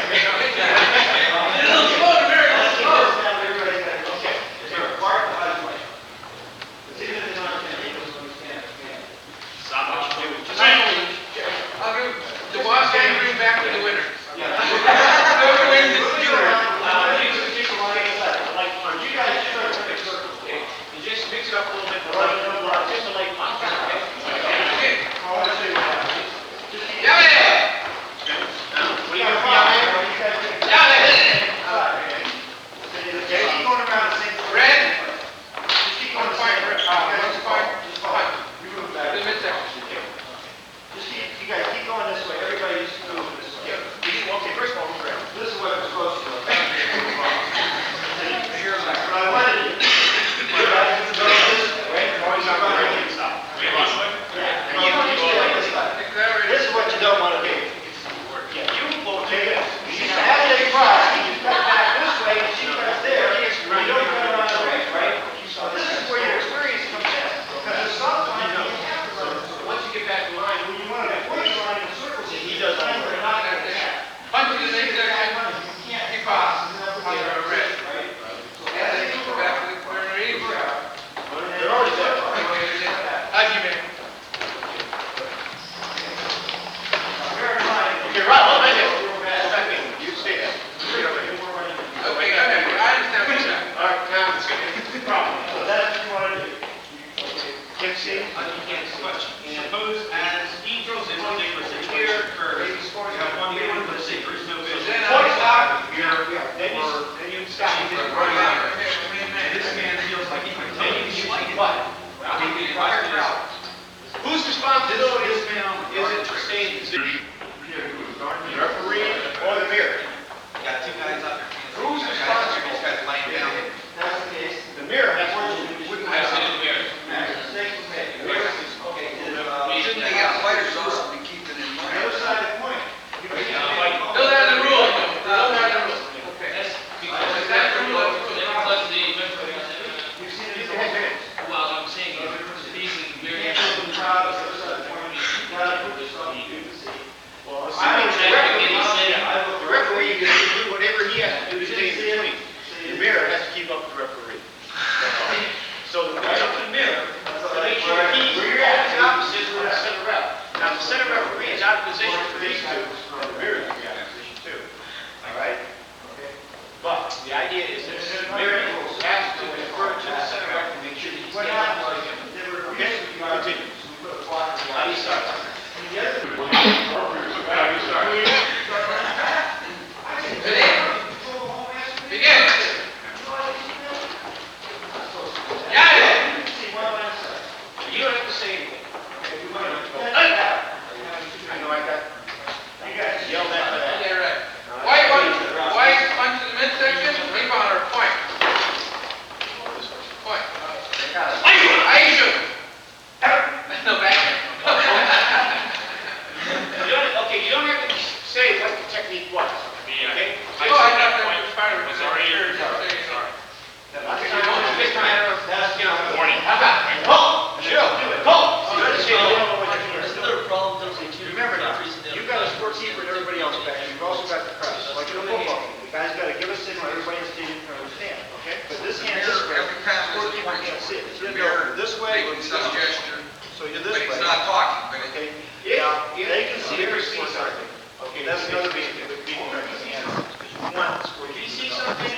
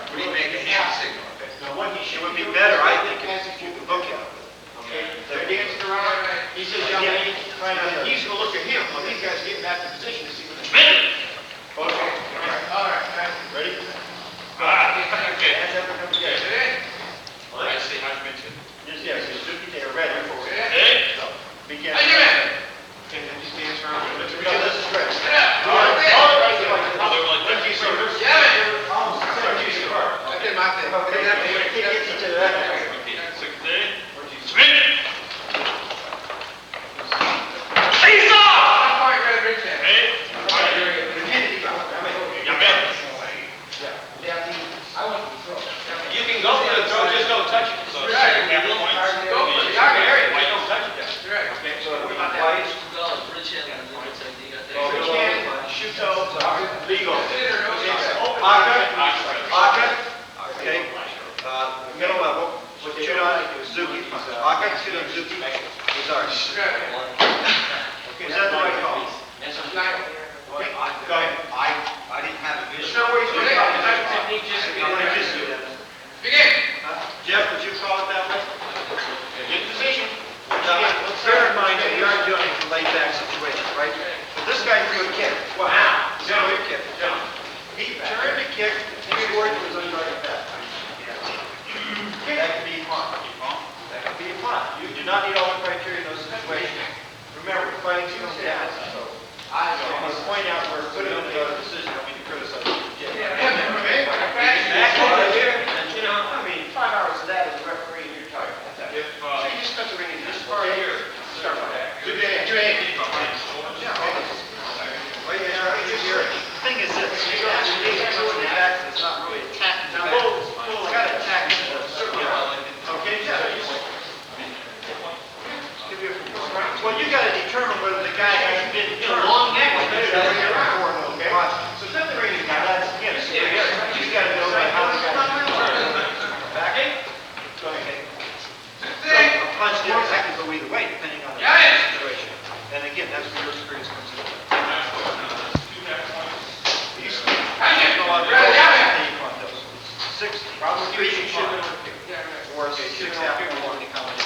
That was a 3-point match, you have points. Okay. You should know if it's a full point.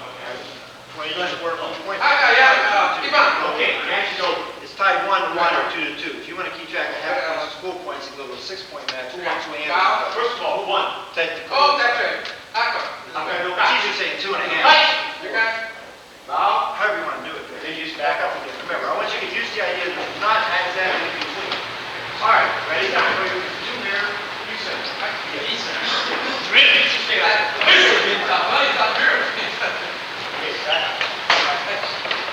You're out there. Now just bring him in. Bring him in.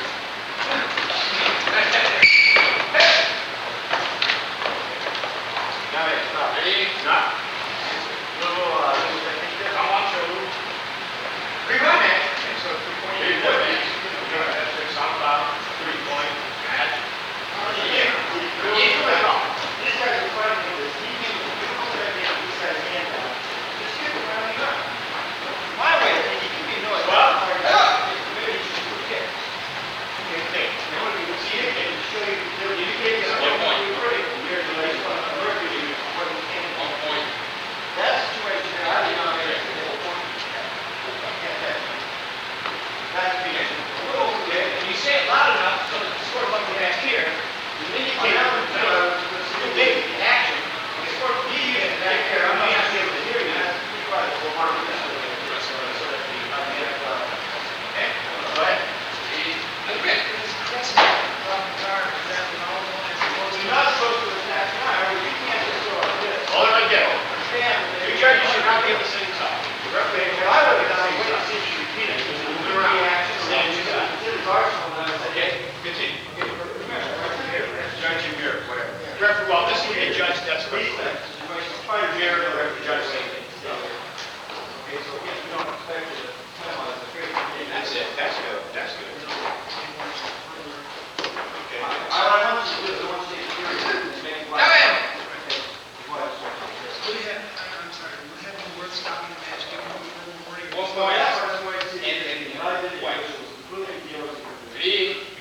that's what I would do. I can't say somebody else would do. Hopefully, what I would do is referee takes the 1 point and 15 grab. What did he call? I didn't know what he was. You gotta look at him. He's calling him this man. I don't know the term. You're calling the point of that man. Now, if you two have to figure out who's ready. Begin. Who's first? Yeah. I know. Do it yourself right now. Do it real quick. Did you see his? Yummy. You don't start getting the real pathways going when you want to. All right. There are 2 techniques there. Sorry.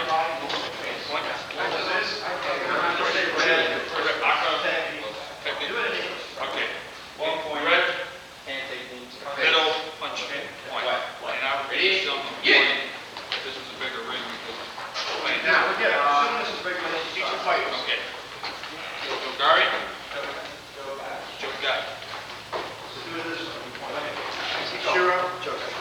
Shiro, Joe Kata. A lot of guys go Shiro. You got it, right? Shiro, you got it. All right. So you, one thing Step off on the way. line, and that. If you're going to be partial, you're out of bounds. Okay, so you point down, Shiro, and this point, nothing else further, right?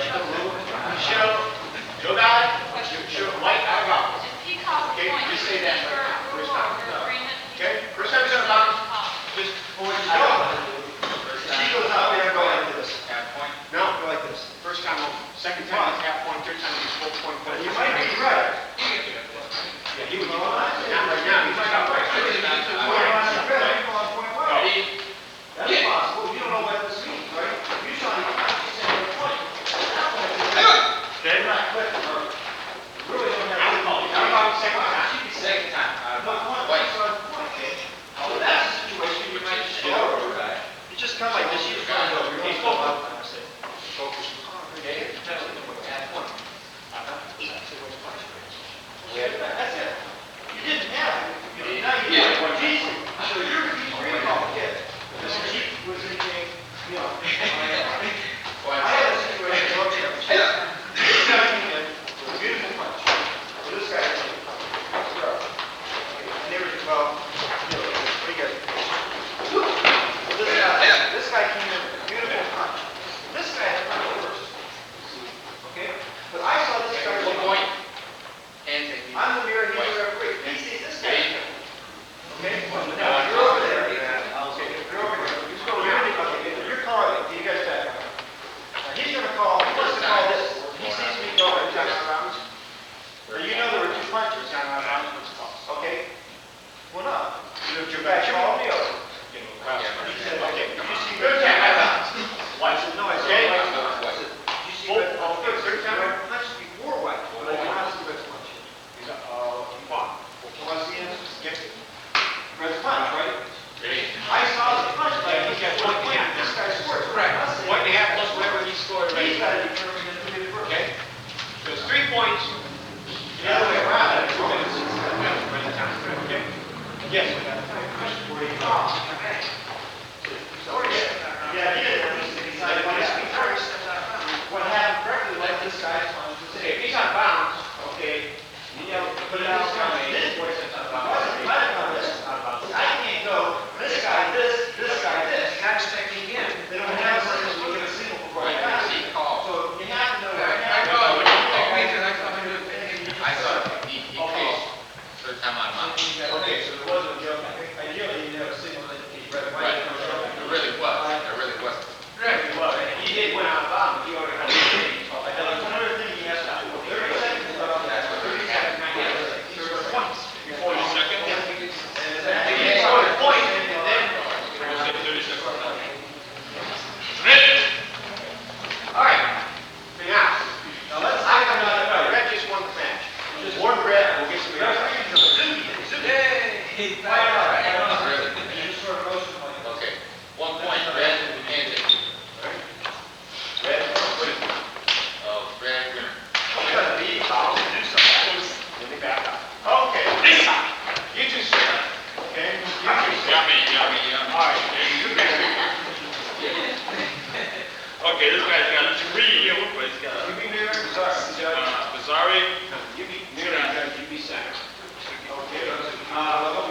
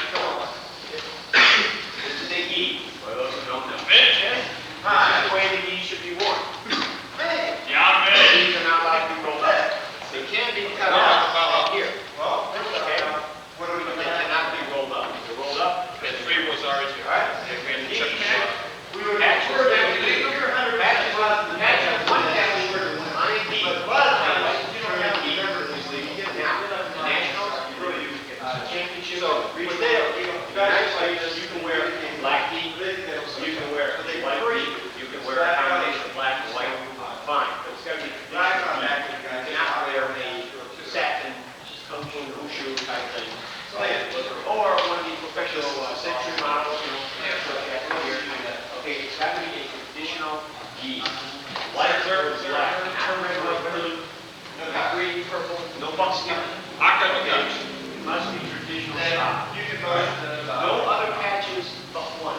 Now, some people come up with patches, put up one arm down the other, you know, keep the tiger in the back, no. All right?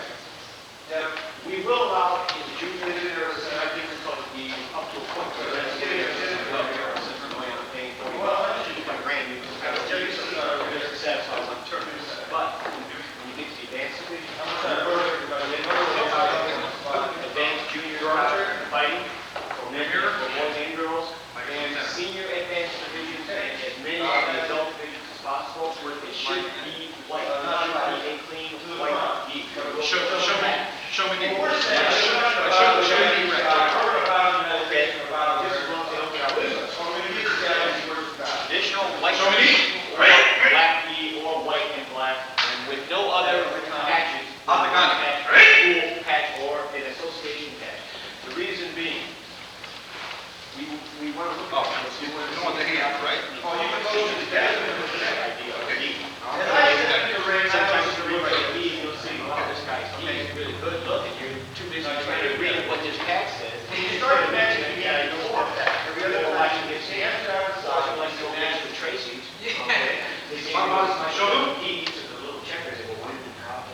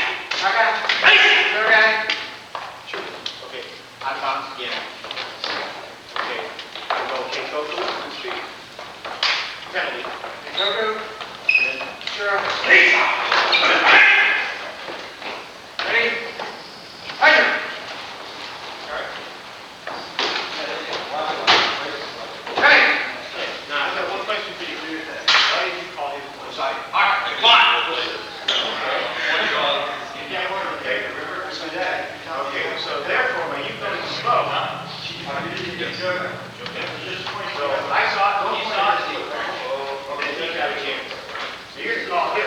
And what do you do? Sure.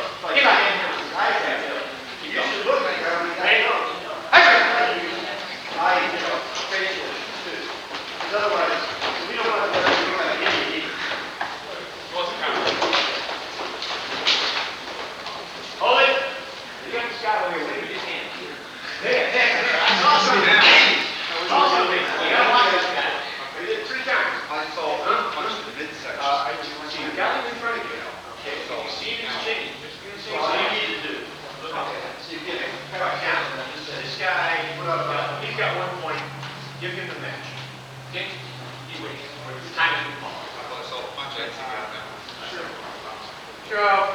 No catch. No catch. I'm out of the loop. And then it's just maybe that's the argument. Great. And you go to your career, walk back. Everybody walks back. Great. Something got out of the way. That's the point, right? Yeah. But we're going to do that. I can't call. I can't say. No, he's got to still award it. Because there was Not worried about anything as far as, don't worry about saying, it's not going to go to the story, worry about. You're talking about the thing. What you do is, first of all, you're out of position. You're out of position here. You're chilling with your corner, Yeah, I can't call. Just look for the. I can't verbally, I can't say. Discuss. No, What is it going, what is it? Hey! Yeah, we go, that's all. You don't want to do that, and that's great. Don't worry about it, don't worry about it, don't get like this. Don't worry about it, just go like this. It doesn't mirror. He sees it. In a situation where the fighters are there, I'm allowed to go outside, okay? Pretty much that's it. We're talking about the exchange over here. Two exchange. One here, one over there. Over there. You're out of position. You were here. Right. Why did it say you're out of position? You see it. Now that hand, you're going to go. Yeah, man. No, or this. He goes like this, you can still go like that. One point. You can get it, it's got something in it, right? So what you're trying to do is, you gotta learn when you Right. how to do it all the time. Right? Oh, We got you guys doing it. Okay. I didn't know. why? He asked the question, at any point in time, your season, scoring technique, he indicates a scoring technique. Make sure that the referee sees, Saw his technique. the referee I want to make sure that you see well, both that's techniques. proper, and it goes like this. And be able to see. Not talking about something, it's not a problem. Okay? Okay, that is actually, was the point scored. He's indicating a half point. Okay, that's important. Okay, you wanted it. What you got, how you want to punch him, was that? He at first made the mistake to play this way because that guy was. He wrote, well, he did not know. He called Rosario.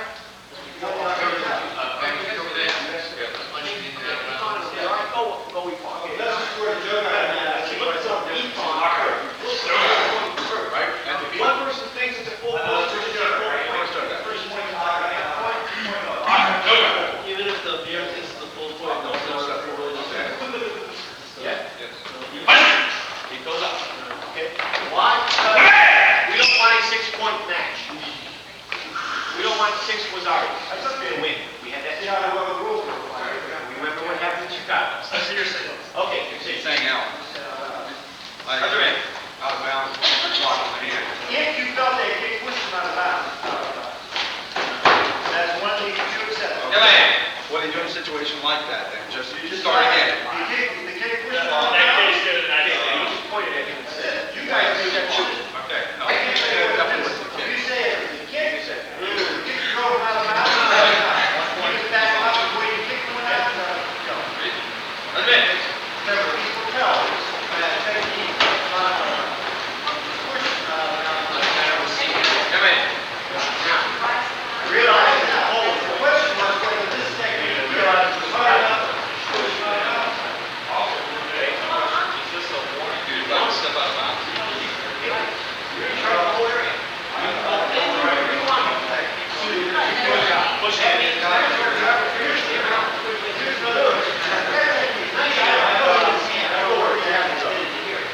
First off, if the nature of the fight, if he starts to attack a legitimate target, by the time he gets to the target, it's not legitimate, it's really his fault. He's doing it deliberately. Okay, then now, this is a reaction on his part, he wasn't part of it. Why was that? Why did you talk? Why did you talk about it? What's first purpose? Where he sees it in the kind of box this way, you saw the action, you see the actual technique with him, you know how this is, but I'm trying to So now, right, so you can call anything. you don't want to interfere or screw up with the box, So just try to keep calling hard, let's say it. again, that's what we have to learn. Let's go. Is there a possibility of anyone in the audience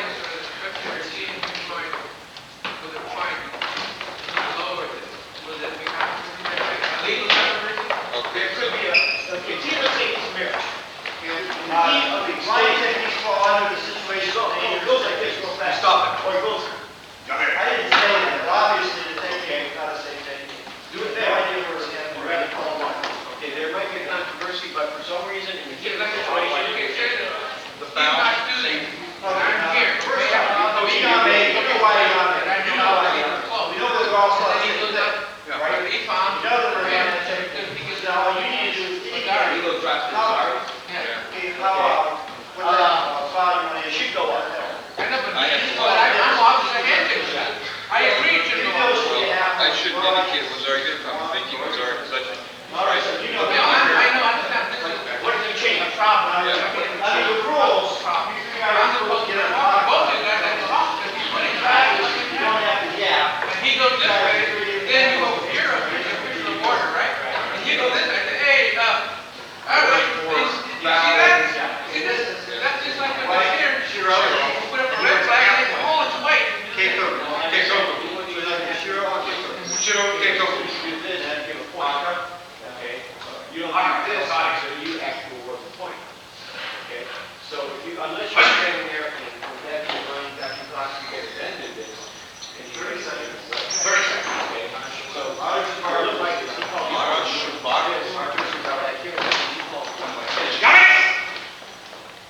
Will you call him pointed to point? Then, is it? That's the only one. Kick it, go back. Yeah,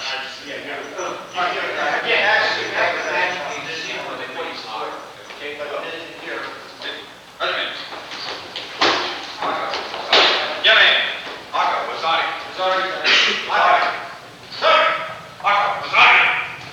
Calling his first. Ready? And that's it. This wasn't there. Real quick. Call me up, hey, second one was here. You can do it. Do it. I don't know what you do. They gotta figure out how to do it. Second one. Time. Come in. It is permissible, because we're good. Now you gotta agree, you gotta disagree. Then you can call, push this back, push it back, and then step back. Easy.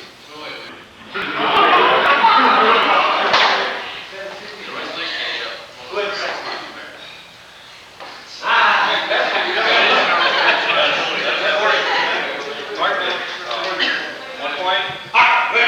That's why we like to take care of, get rid of all the extraneous crap.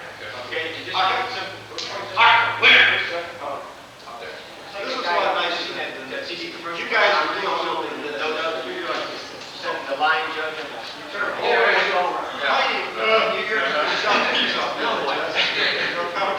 But when you do it, you're not going to enter your stuff in that. Then try to do it. Okay, this guy wins. Just make it. He just got a point, right? You're trying to keep your mannerisms, that's a lot of guys, you do that. Here's what try to do. Try to keep that out. One hand. One hand. These are crying. Okay? Okay, you two gentlemen sit down. Here. Marty, sir.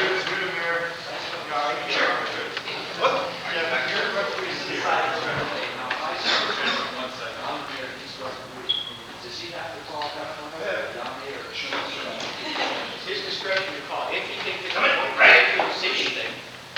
All right. If he couldn't see anything, he's gonna have to call. Okay. If he says to himself, I don't see anything. They do this. They go on. Come back. His other eye goes in. Go back. They indicate to you. Then you see that. Oh, he's gonna call. This is like a polite. He doesn't see it. I mean, you can't call. If you see it, do it, you indicate it's fine. She's gonna have to call it. Or else he's gonna problem. Okay? You had a question? Okay. Driver? None of this. Don't talk to your head. This is motion.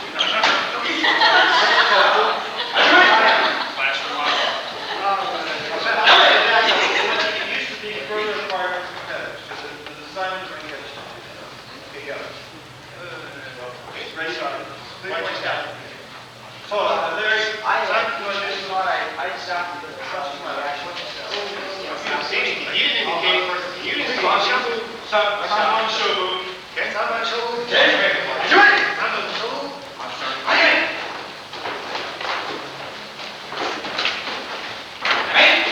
Try not to fight each other. Make things happen. You know the rules. Make mistakes. Okay, now, did you see? That was not a good enough happening. He saw. You should have there. Even in a small forum without any rules. That's right.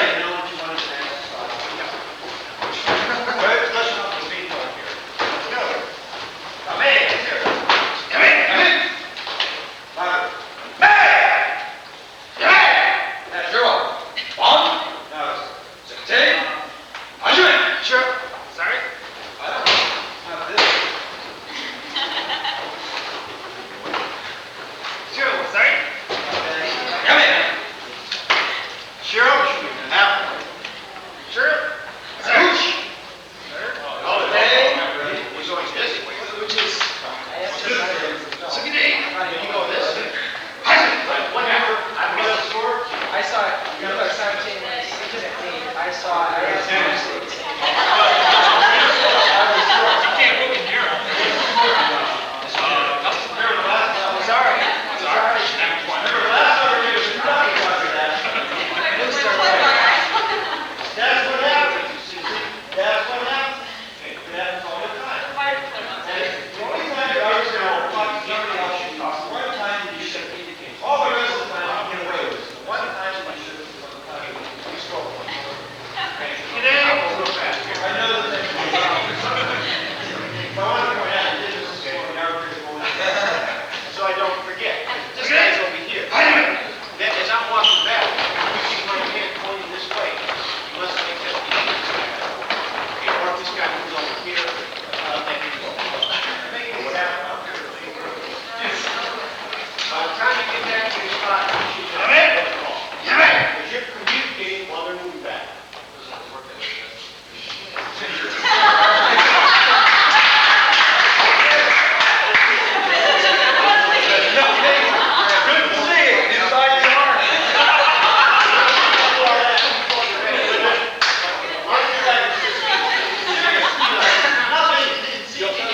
And then you say this, while you're with the technique, this, you know.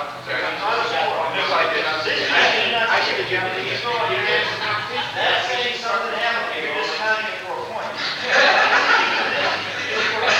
They will do that. But, you know, because they can't sometimes, you know, two guys win a white thing, judge hold the white or whatever. And the only thing they have to do is when I was going to school, sorry, I think just looking at the so you're thinking like this. Now, there it is. I really want to do at least remember. Okay. It's not. It's not. Sure. Sorry. Right. But you do it for them. I do it. Sure. Sorry. By the time you get back here, you should already know. Look at it. Don't want to waste time here. Look at each other like. Ladies and referee. I cannot say Yahweh as mirror. Oh, well, you should want to talk to me this one, and you were here. He's the only one to go back. So what you have to do is this, is that he's got to keep his eyes on you. And honestly, if you have your hands out here for 20 seconds, you can just say, Can the mirror yell? no, Like sit. this? Only play right now that some of your students are usually being sent over a free, I don't worry about it. But today, I do it. Because the only chance something this guy says, that's still in progress. And you confuse the fight. Okay, only one man has that under control. Okay, Let's move for, technique. What was the technique? well, Because the kid kind of bites if you want to tell him, just go like this and miss. Just go like that, okay? And go for a nice. And yeah, see, he gives you a little nod. Usually when you're response from something you can make, he gets no response from him. If not, I'll take it together. I'll see if you're agreeing. Okay? I'm trying to tell what I actually saw. No, I saw no one, but I Yeah, I agree with him. Find out why you didn't play. You gotta do things out there. It's time to be the role. If that happened again as a coach, coach, and I see that it is this, exactly. Look at that. Yes. As a coach, you should only protest a infraction of the rule. For example, this guy can stand up and change positions upset. Okay? You cannot challenge and even if you don't bring it up here, it goes back around. He shoots the hand out. If he says, you'll find this is no good, and it's no good. You know, some of the people technique, where it's no good, it's no good for whatever reason. Too bad. He doesn't get it. You cannot challenge that as a coach. Okay? Second time, he's like, wait, what's Sure. Sure. What's up, little guy? Oh, wait,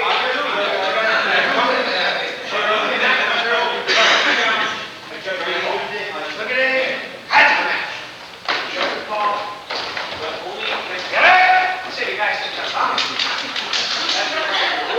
okay.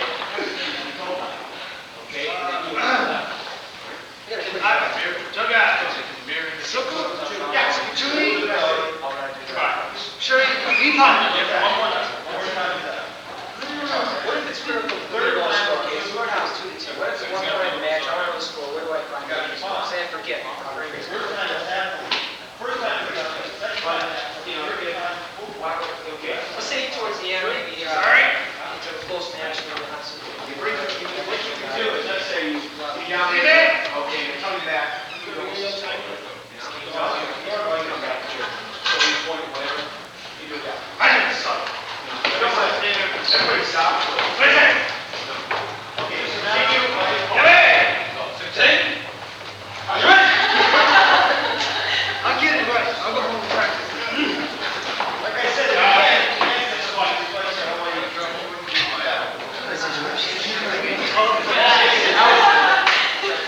Outside of the call for illegal technique, is there something like see, you feel that the guy. Are you ready? And you come back here, you go, obviously, he didn't sit there and have to call you up. That was my next question.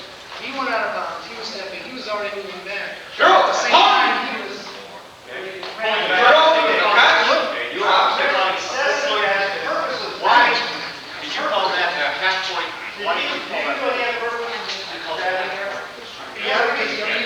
That would not be the penalty. That would be called the full point for no reason. Initially, this answer would change, whether the So he's disqualified. position lies in the press, so that leakage request, which is a list of regard, now last time. So guys, why do, okay, now why? What makes So it go, mean? Judy. So Judy, Zubu, and Cheryl. Your opinion was, yes. Okay, great, okay. Okay, you're going to sit, see some more volunteers. You've been doing a great job.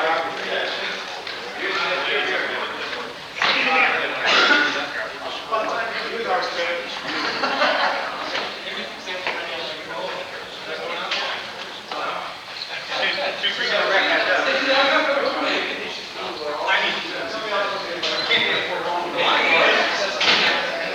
Yep, okay.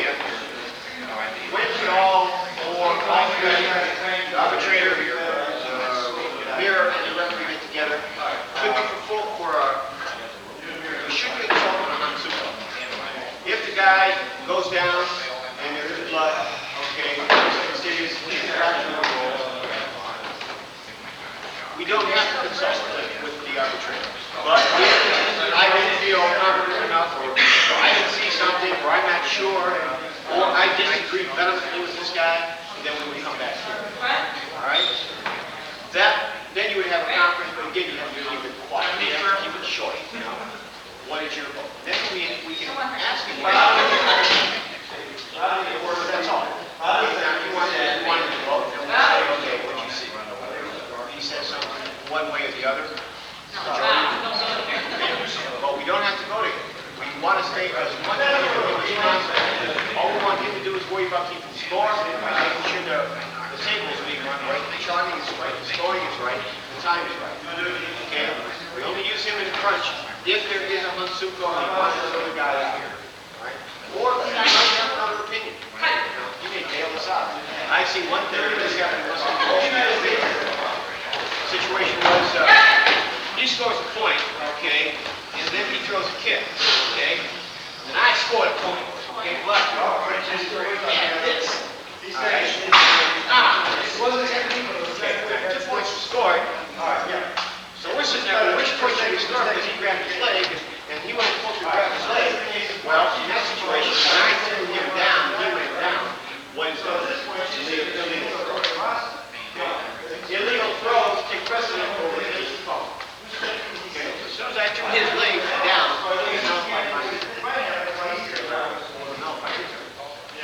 there's no question. The arbitrator. Sometimes. We're not sure. You go back over whenever you're not sure. Know what the rules are. You don't have to listen to them. And we used to have a problem with the arbitrator. This situation, this guy's hiring. He's over there double checking. He blew it. He didn't have to do that. This guy's hiring. Who's in charge? He was indicating what is right. I'm in charge. But I'm worried about him. He's second guessing me. He was indicating this guy on that point. So now we're trying to take him and this thing. You don't have to work. Probably of making him as little positive part of this man as we can.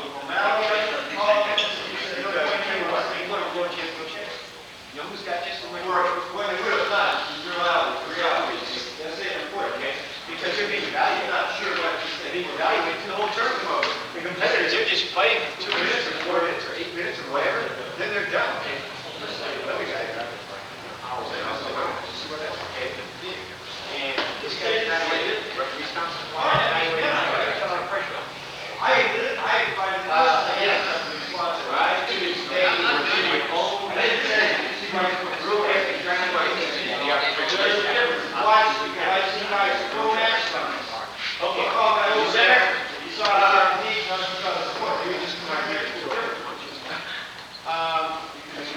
Jimmy, I asked him specifically, you see the techniques, and no, he didn't see the technique, that's fine,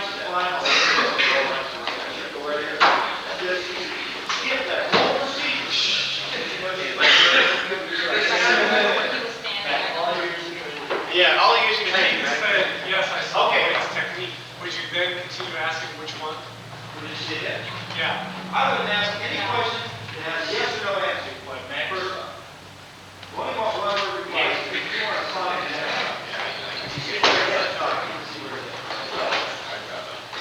all you need to know, all you want to get is the information. That was the whole point.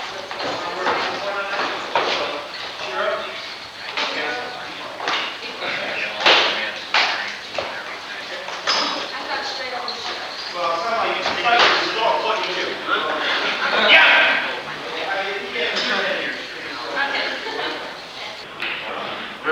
Ready? White, red,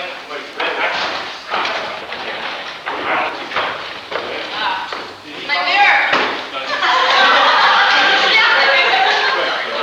This happens, does happen. Unfortunately, you look like if these guys are moving around, okay, I'm moving, you guys go across this way, you try to follow around. If you guys are gonna rotate this way, I'm gonna okay, if you got this for his work, tell him to get over it. It doesn't, it really doesn't look like that. Where's my mirror? Where's my mirror? Tell me, He had a point, he had a point, it's nothing that you said. Yeah. You should have said something. She was looking for you. I saw the link, I didn't see how much on that side. What you could have done, Yeah, if you get a mirror. that's the decision maker call like that. I said, go ahead. Let's just say, you might get to stop it. You say, stop it. Was that right? Ready? See what they'll say around here. They were all in, see, bang, bang, bang. Watch it. You gotta, if you think this guy got it, you saw his hand right here.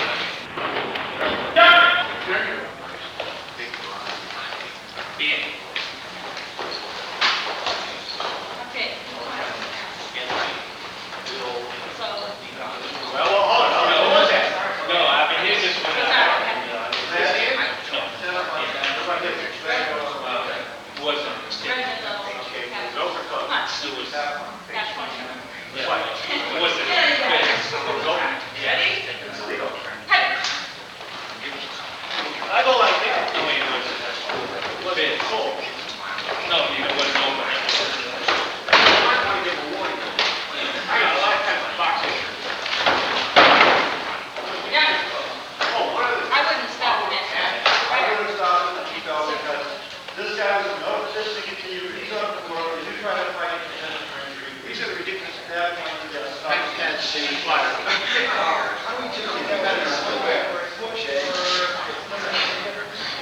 Well, if it was a set or a push, you know, that is what they need to do, kind of like that. But you have to decide if there's been, how do we decide if there's been a mistake in the match? Or a These are not kosher unless we talk about it. You ask me that. These kind of exercises, what's better than those? Because these won't slide. The problem with these, although the international competitors will go with this stuff, Ready? we haven't been able, influential enough to change the World Union body to change something like that. The problem with this is, the big bulky, we take away from the technique right there. Not about. All right, now, yeah. Now, if you see his hands open, you can give him a try. I'll sit back. No, okay, one thing,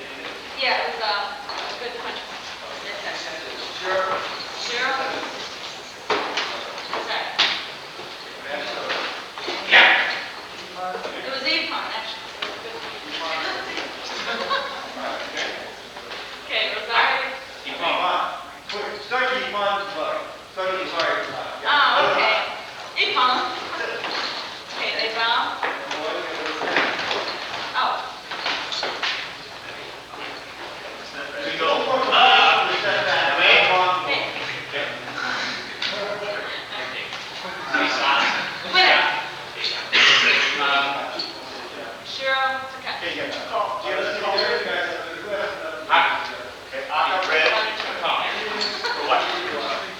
She's just here to watch. She's paid for the clinic, but keep it busy. What did you guys have? I'd say I'm fine. What did you see?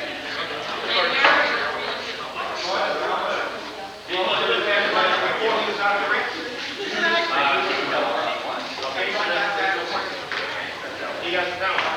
Now, you can say them like this. You know, it's, that could be a point. It's not like, you know, okay, this is a point of view, or this is a joke. You know, it's not very clear, distinctive, I'm getting something. Right? Okay, this situation you run what? From a technical standpoint, jump out and come out a little bit.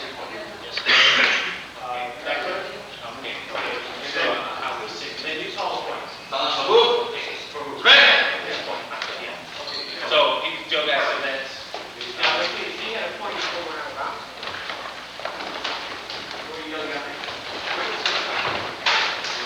After he stepped out, so that's. So he's a joker. He gets a joke. Come in! I got it. Joker. Okay, ready? Go. Shiro, sir. Shiro, sir. To the deck. Smith! Chill. Come on.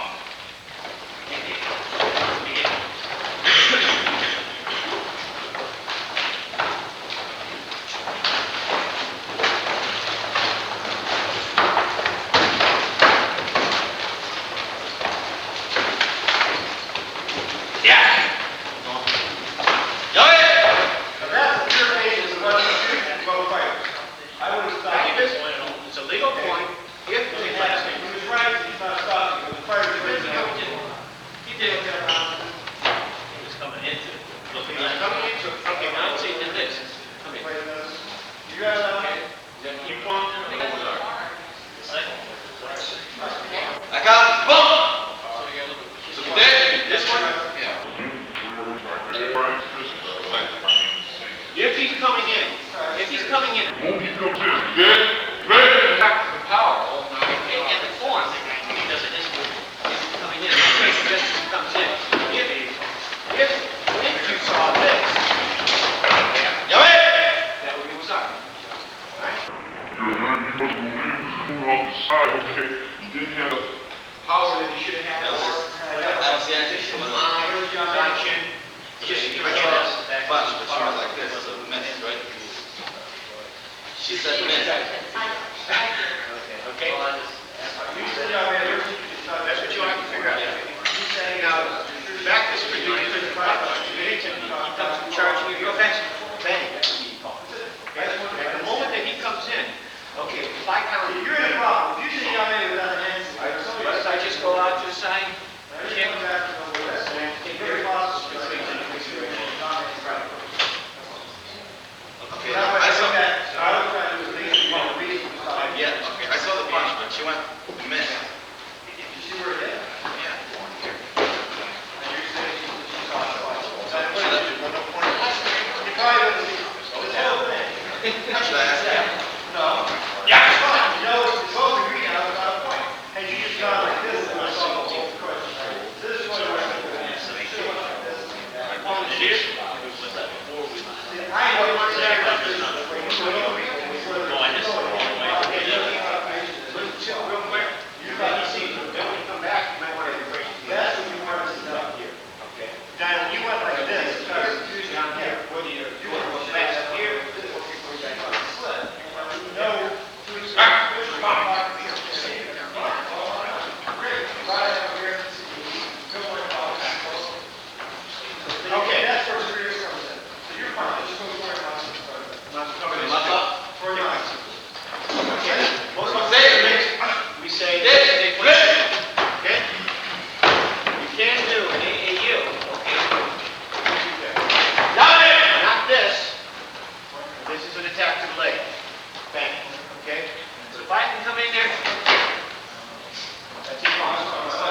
sweep is like a foot sweep in front.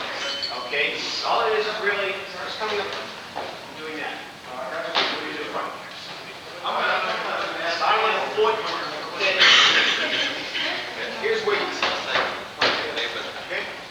That's nothing more than just back. Yeah. No. No, it can be flipped back like too. Okay? If I come here, but what I don't want is.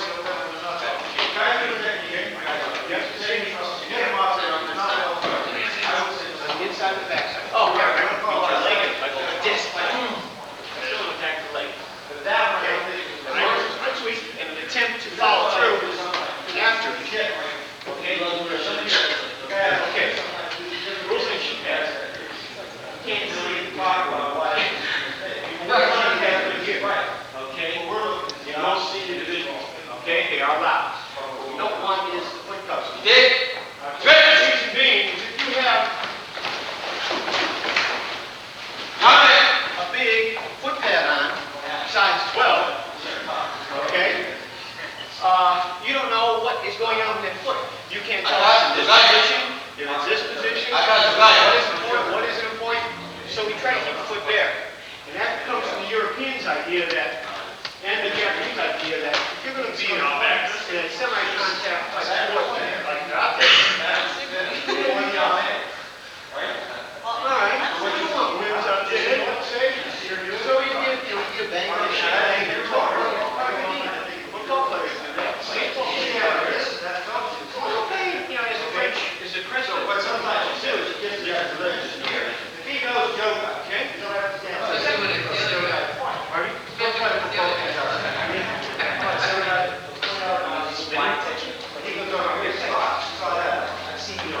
Uncontrolled line technique, no control, you can't do this. Oh! That's not the joke. Okay? You've got to follow in. If you just go bang and let him fall, or just don't make any attempts to follow up with it, could be a you could be a complete simple. Okay? That's the difference. Okay? Put your hands, I don't want you to know you can't put your foot in front. Okay? Continue. You got over here, coming back. Again. No, I saw it too. I saw something. Aka, Jogai, Kekoku, Wazari. Shiro Wazari.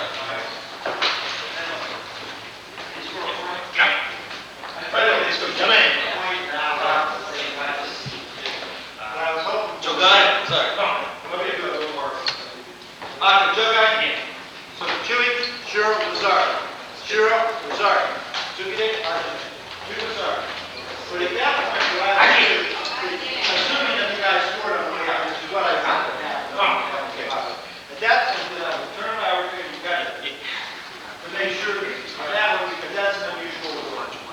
Yeah, so you're going to make sure that the guys in the arbitrator score double this. On that one, just a little common sense that you would not classify that. Well, good.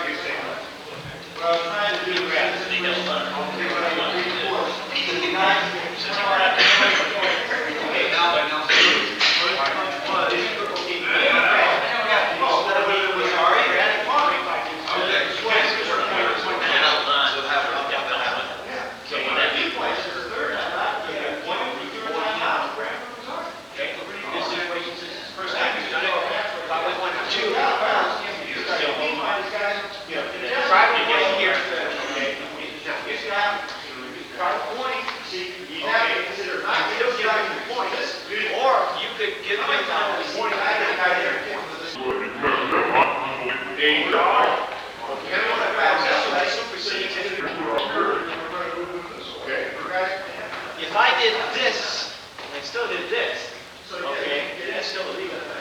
Illegal technique, illegal movement, supersedes any plan.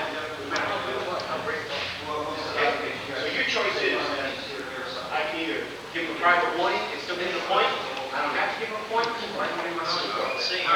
Hold on, Is that legal? listen, yes, we want to say, I come in here and I just go fast, okay? What we don't want is more than 2 seconds of that, because I'm differentiating. From the guy's point of view, just a word, I got a hold of him, he's got a hold of me, so all he does is pull. They say you should have pull back, okay? So I'm just as much problem as he is. We don't want more than probably 2 seconds worth of holding. Everybody who holds on this long can't score quickly, okay? It's too much. You shouldn't have to do that. Okay? That becomes a tough match. All right? You do what you want to do. That's can be fun, even if those techniques are not fun. So you don't want necessarily one technique. However, Okay, what you can do is just against me, I score on her again. okay? If I have a warning like that, okay, one thing. You're going to warn the guy. You're not going to penalize him. Okay? If he's walking through the case, he'll let you do that. Too much gravity, he'll do it. Then come back here. You don't just put the person not able to return to attack. We go back. You don't have, if you don't want to, you should do the thing. That he should. Well, you come in, nobody All right. does these things, and you're He just won the match. at that point, Okay? analyze. You start and back off. Okay? You should go no catch. How was this difference? Bring it with foul, back with foul, really? Okay, maybe two switch.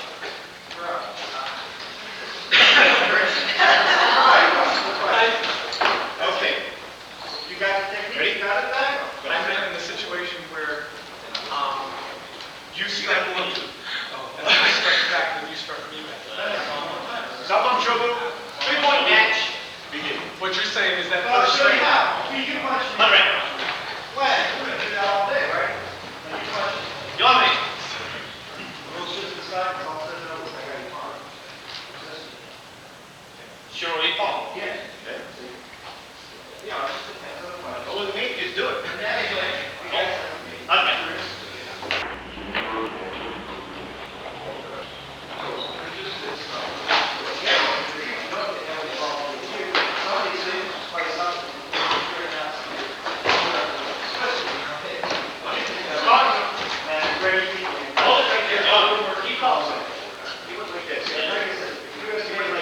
When you see something like this, you got to do something. You got to do something.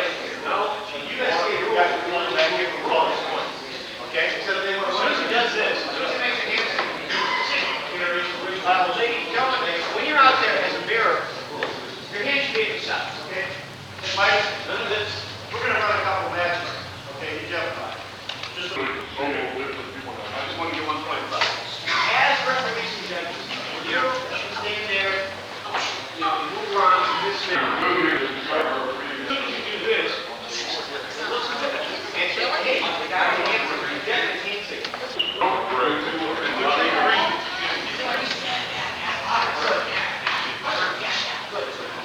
No, there's no way. You have to start something.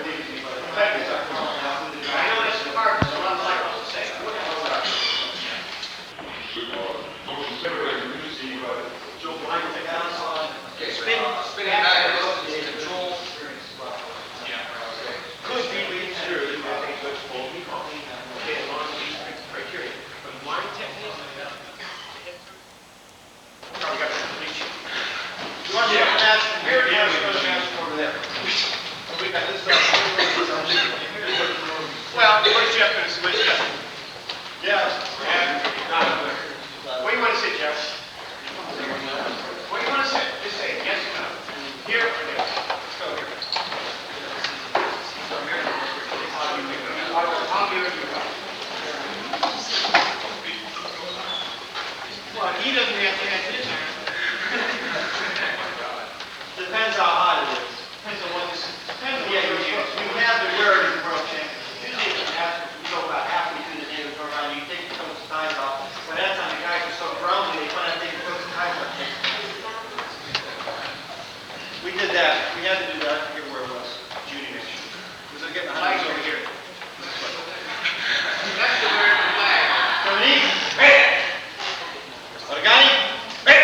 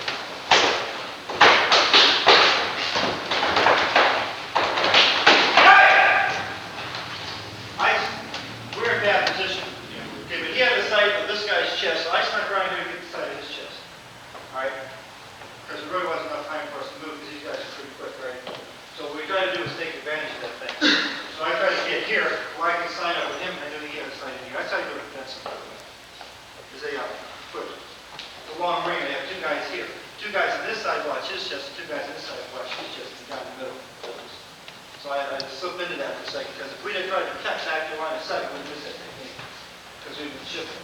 And that's, we were in a good position, and we took advantage of the position we were in. And I forgot what you do.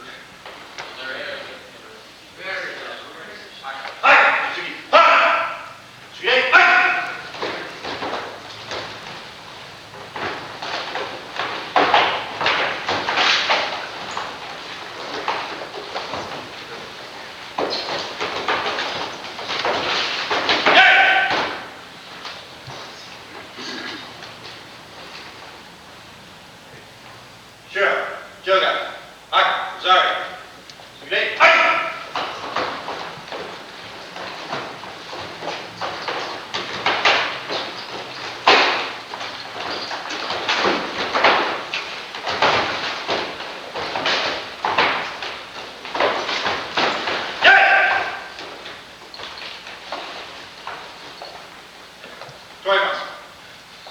I stopped that partially because of the way they were squared off to each other too. The fighting hasn't getting into anything. Okay, so I stopped that. Anybody have any questions so far? No, there's no point on that. No. Yeah. I couldn't tell if it came in before or after the issue. Thank you so much. That wasn't one. Yeah. He can try to overturn me, yes. Yeah, it's not supposed to get to that point, but he can try. Yeah, if he thinks I'm in a mistake, he should let me know. The arbitrator, we don't want the arbitrator interfering on that, but yes, he can try to say, hey, wait a minute, you missed something. But usually, once it's done, it's not hard to call back. What you might want to do is, when you come back to the line, okay, if he looks like he's ready to do it, you just go. You gotta do something to catch his attention. You find a lot of referees, and I tend to be that way. Because I see young men, I look in the mirror, I shouldn't be yourself, but I just abort it. And I've seen guys do that a lot of times and actually start stomping on the mirror. Like I said, this guy has a lot of power if he force the other guy. Not where he's supposed to. Okay. Also, there are a couple of kicks, that did hit the arms. They happened within their moving. And those weren't really penalty type things. Neither guy was directly attacking those parts of the body. It happened twice. But they didn't work with deliberate. They happened. Intention. You have to read the intention. You have to read intention, yeah. It says deliberate, or direct. Direct equals deliberate, okay? And where the guy's moving around, if he walks on or jams, that's not the other guy who hits the ball. Okay, in this instance, he was attempting to attack the balanced target at the time to take things from the base. But the intent was to kick him in the arm. Okay? So, I don't get where we're at in the match. We're bison. So, action!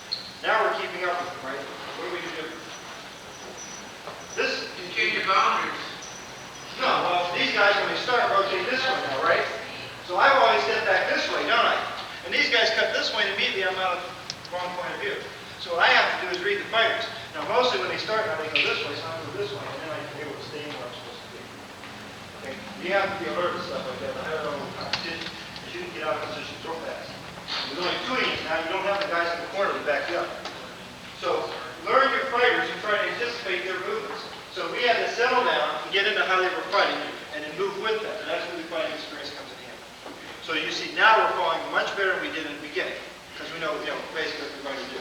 All right, how much time do you have left? Somebody say 30 seconds. I'll say bad trouble before we get it. Items to markers. Today,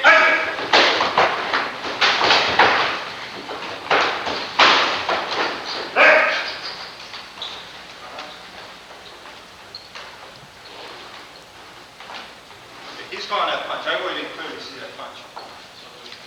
Okay. So I just come back and that's all I need to do. Right. So that's it. He's indicating what? Fine. And that's another reason why I called it, because I didn't see anything I thought was clean to the point. If I had to go on his side, he wants to be fine. I said, wait a minute. Sorry. I don't even have to know what he saw. I usually go with when he fine, a little careful. But this is this. Cheer up. Fine. Okay. Notice how the Japanese is a little bit too hard to understand on these points. That helps.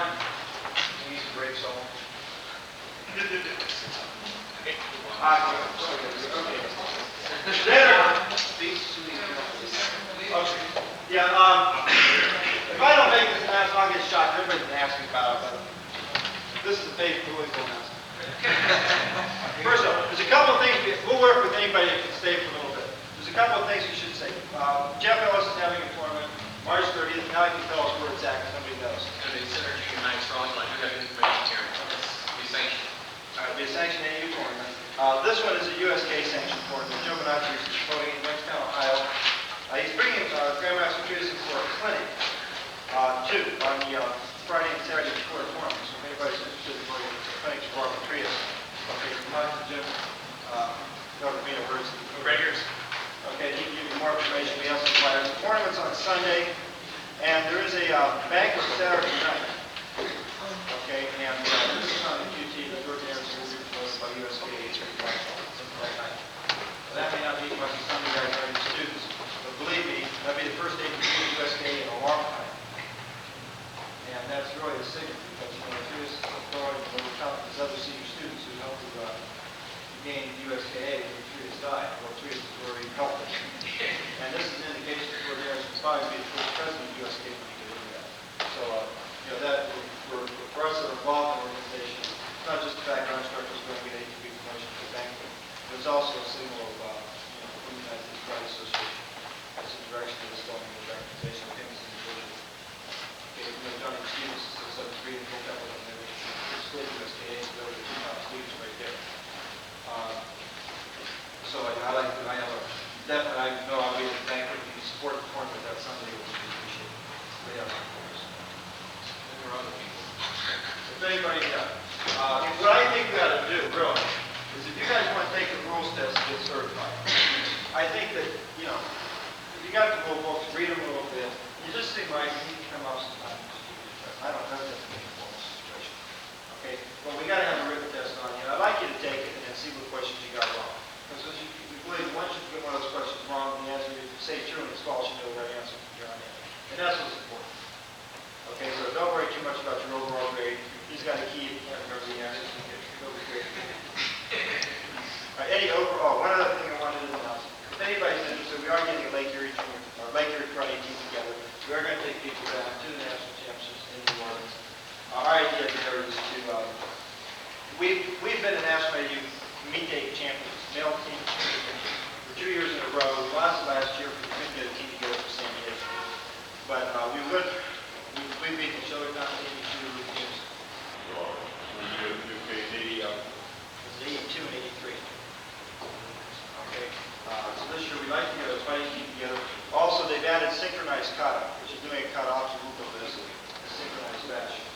And we are getting a team together, 3 men and 3 women that we get people interested. And we're going to be training on March 16th. And it's George Anderson goes on there. So anybody would like to come down and see what we're doing as well. Okay, it just depends on your interest level and what you like to do. If we have the interest here in getting an AAU structure, I don't have time myself to run it all the time.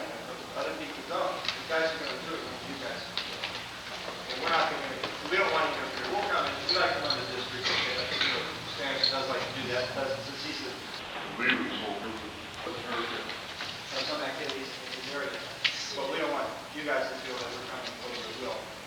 Okay, to some degree.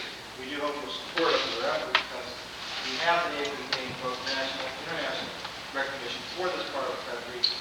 Everybody knows that actually it's Ohio, Cleveland, from a lot of business maneuvering. I think there was a time he rode motorcycles around somebody's corner one day, and that, he's not quite like he was about 15 years ago. He settled down a lot. I think you'll find that no man actually has done more for the United States. And the types of things that he's accomplished for us, we're not the type to get into the Saudi United States or anything. Scouts are all Canadian. Okay, they were coming out really, as far as our concerned, they had no direction to do and trying to line it up. And Thompson, what you did, everybody heard about the bloody tournament up in Chicago. It wasn't quite that bad, except what they did was they called, instead of having a doctor, they had paramedics and chiropractors diagnose some injuries. The guy who wouldn't diagnose somebody, send them to the hospital and see something's wrong with them. And what that did was, they tied up, there's 10 ambulances, 3 ambulances covering 3 or 4 communities. And all those ambulances were used within about an hour. People that didn't even need ambulances, the parents would have took them down instead. So they worried about the public safety and came in to shut the thing down. Jerry Thompson hit. There's nowhere in sight. And Anderson had to go down on the floor and try to convince them that there was no problem with his corner. The temperature was over 110 degrees in there. The guys were so dehydrated. This is before we got a little bit of medical team, we now know the hydrated competitors in that. But the guys would get like shell shock. They weren't hurt, but the heat and that, they couldn't handle it down there. And that was really what happened. The injury count, you know.